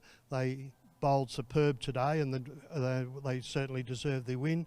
And also, to be remiss of me if I didn't congratulate Moama on the way that they've presented this tournament. Thank you. Thank you, Kevin. Kev, I don't want you to go away, mate. Come back, because I want you to introduce all your players. You know them all by face. Richie McGovern.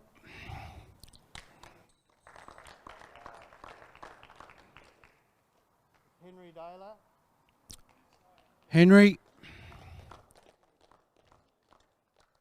John Monaghan. Larry Donahue.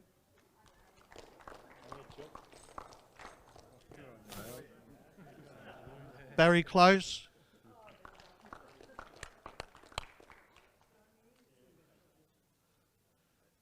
Nick Tate.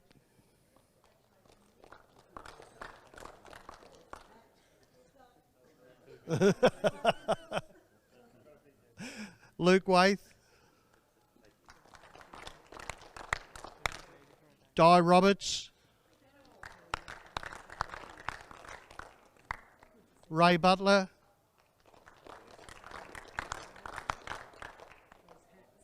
Tim Smith.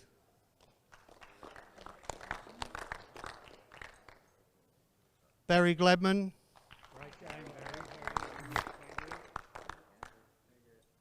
Steve Sullivan.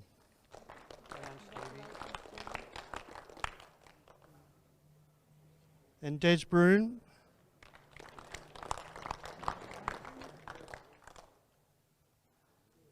And missing today, who played yesterday and Friday, was Dennis Arthur.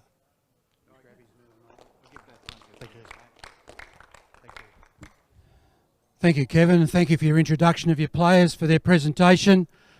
I'd now like to call on Altona side manager John Hurst. John?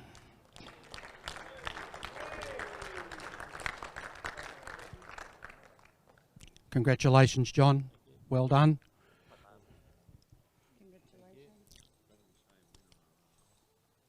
Now I'd like you to introduce all your players, mate. Thank you. I've got a fair idea who they are. Colin Davis. Start with Cole, Big Cole. Well done, bub.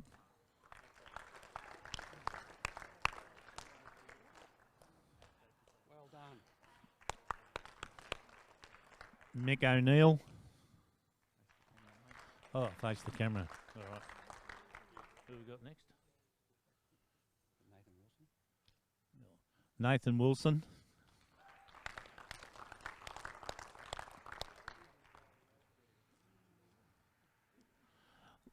Leonard Callis.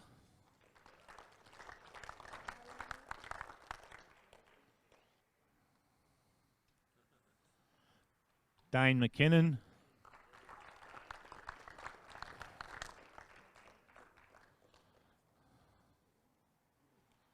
One of our coaches, Axel Foley. Yeah, he's actually from Shepparton.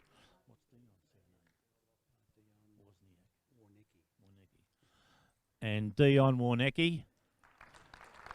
And the best little fellow around, Hudson. Yeah, Shane Herring. Shane Herring. Who's the next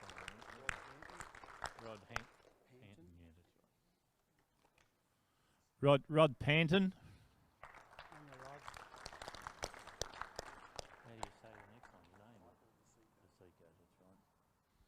Michael Fasico. Liam. Yeah.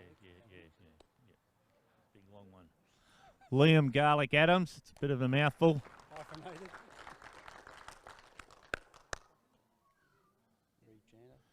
Chopper Reed Chanter.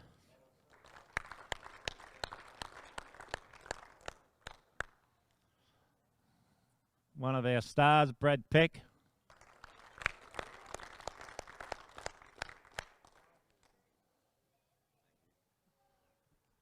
Last but not least, Snowy Barker. It's been a long time since his hair's been snowy, isn't it? Yeah, I reckon. Salt and pepper. Well, John, can you tell us how you did it over the weekend? Yes, that shouldn't be hard. Since I've been at Altona Bowling Club, I think this is the best lineup our top sides had, and I sincerely mean that. And they all put together great performances. I don't think we had one poor player, except one of the players in the first game, which was me. But apart from that, I sincerely mean it. They all put in and done their job, and it's been a magnificent effort. On behalf of the Altona Bowling Club, I'd like to thank the runners-up, Queenscliff, and all the other sides that competed. You've had a lot of good players, and unfortunately only 2 teams could make it.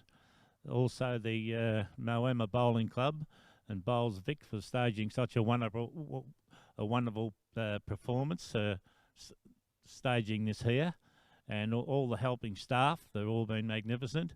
All the meals were good, the service was good, and this is one of the best venues around. So just on behalf of Altona again, I'd like to thank everyone, and thank you. Yep. Don't go away, John, because State President Barbara Gilbert gets the job now of presenting you with the Champion of State Pennant Perpetual Shield. Well done, Altona.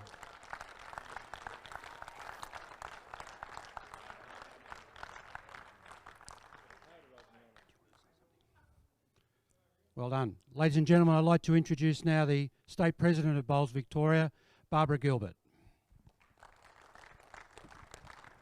Thanks, Graeme. A sincere congratulations to all bowlers who've competed here.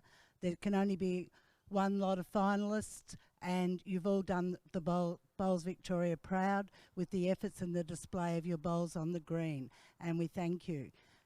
Moama Bowling Club, what an amazing venue. The support in getting this state pennant finals back is which every club in Victoria aspires to come to. I congratulate you. The venue you should all be so proud of. The sponsorship that you've given to each and every bowler to come to this event. Thank you. Thank you from every bowler in Bowls Victoria, because they all aspire to come. So without further ado, I'd like to say safe trip home to everybody, and congratulations to everybody who's been participating and volunteering. The umpires have come from the local area, plus there's been Bob Carlson and John Roberts here that have supported the event, and we just thank everybody who's participated. Thank you very much. Thank you, Barbara. Just to close, I would like to take this opportunity to thank Paul Barnes, General Manager of Moama Bowling Club, Liam Fleming, his hard-working operational manager, Zane Mikin-Laurie, the Bowls Coordinator, and Apollo, who've worked here very vigorously over the last 3 days. Also the support staff from Bowls Victoria who've been here working at the event. But last but by no means least, I would like to thank the crew from My Sport Live, this is our fourth occasion that we've actually worked with My Sport Live to bring live streaming of bowls events to the wider bowls community and others. And I think it's great work that's been done by Andrew Weiss and his boys from My Sport Live. Please put your hands together for their work.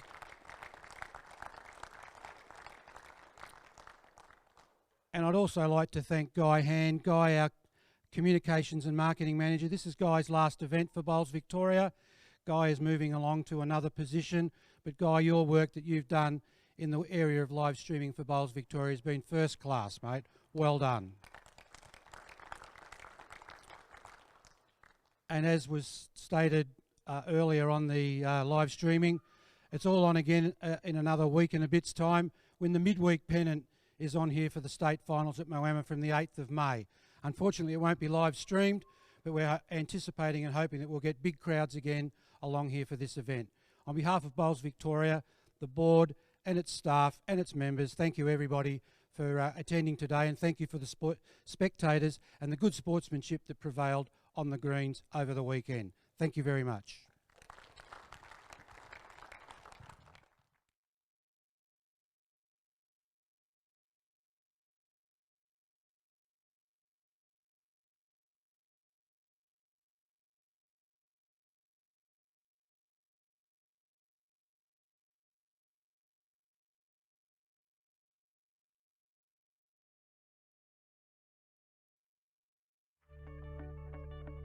Exceptional food, excellent service and affordable prices, set in contemporary and stylish surrounds.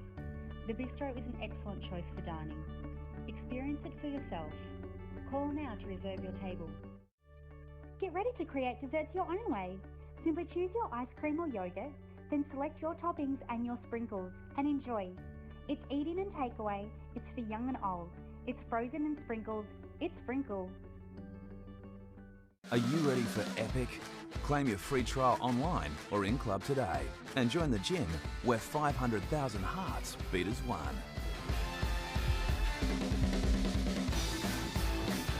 Anytime Fitness Australia.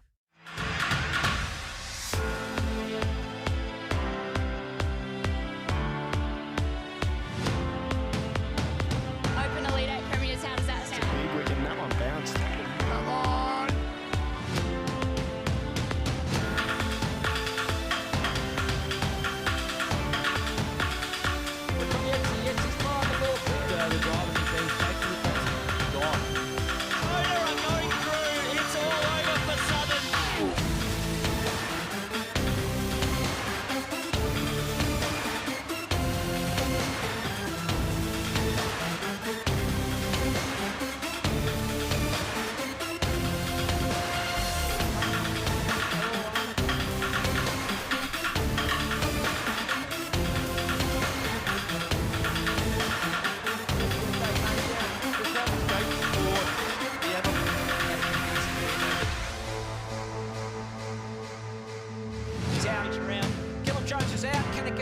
Anderson, tracks all the way back in, does.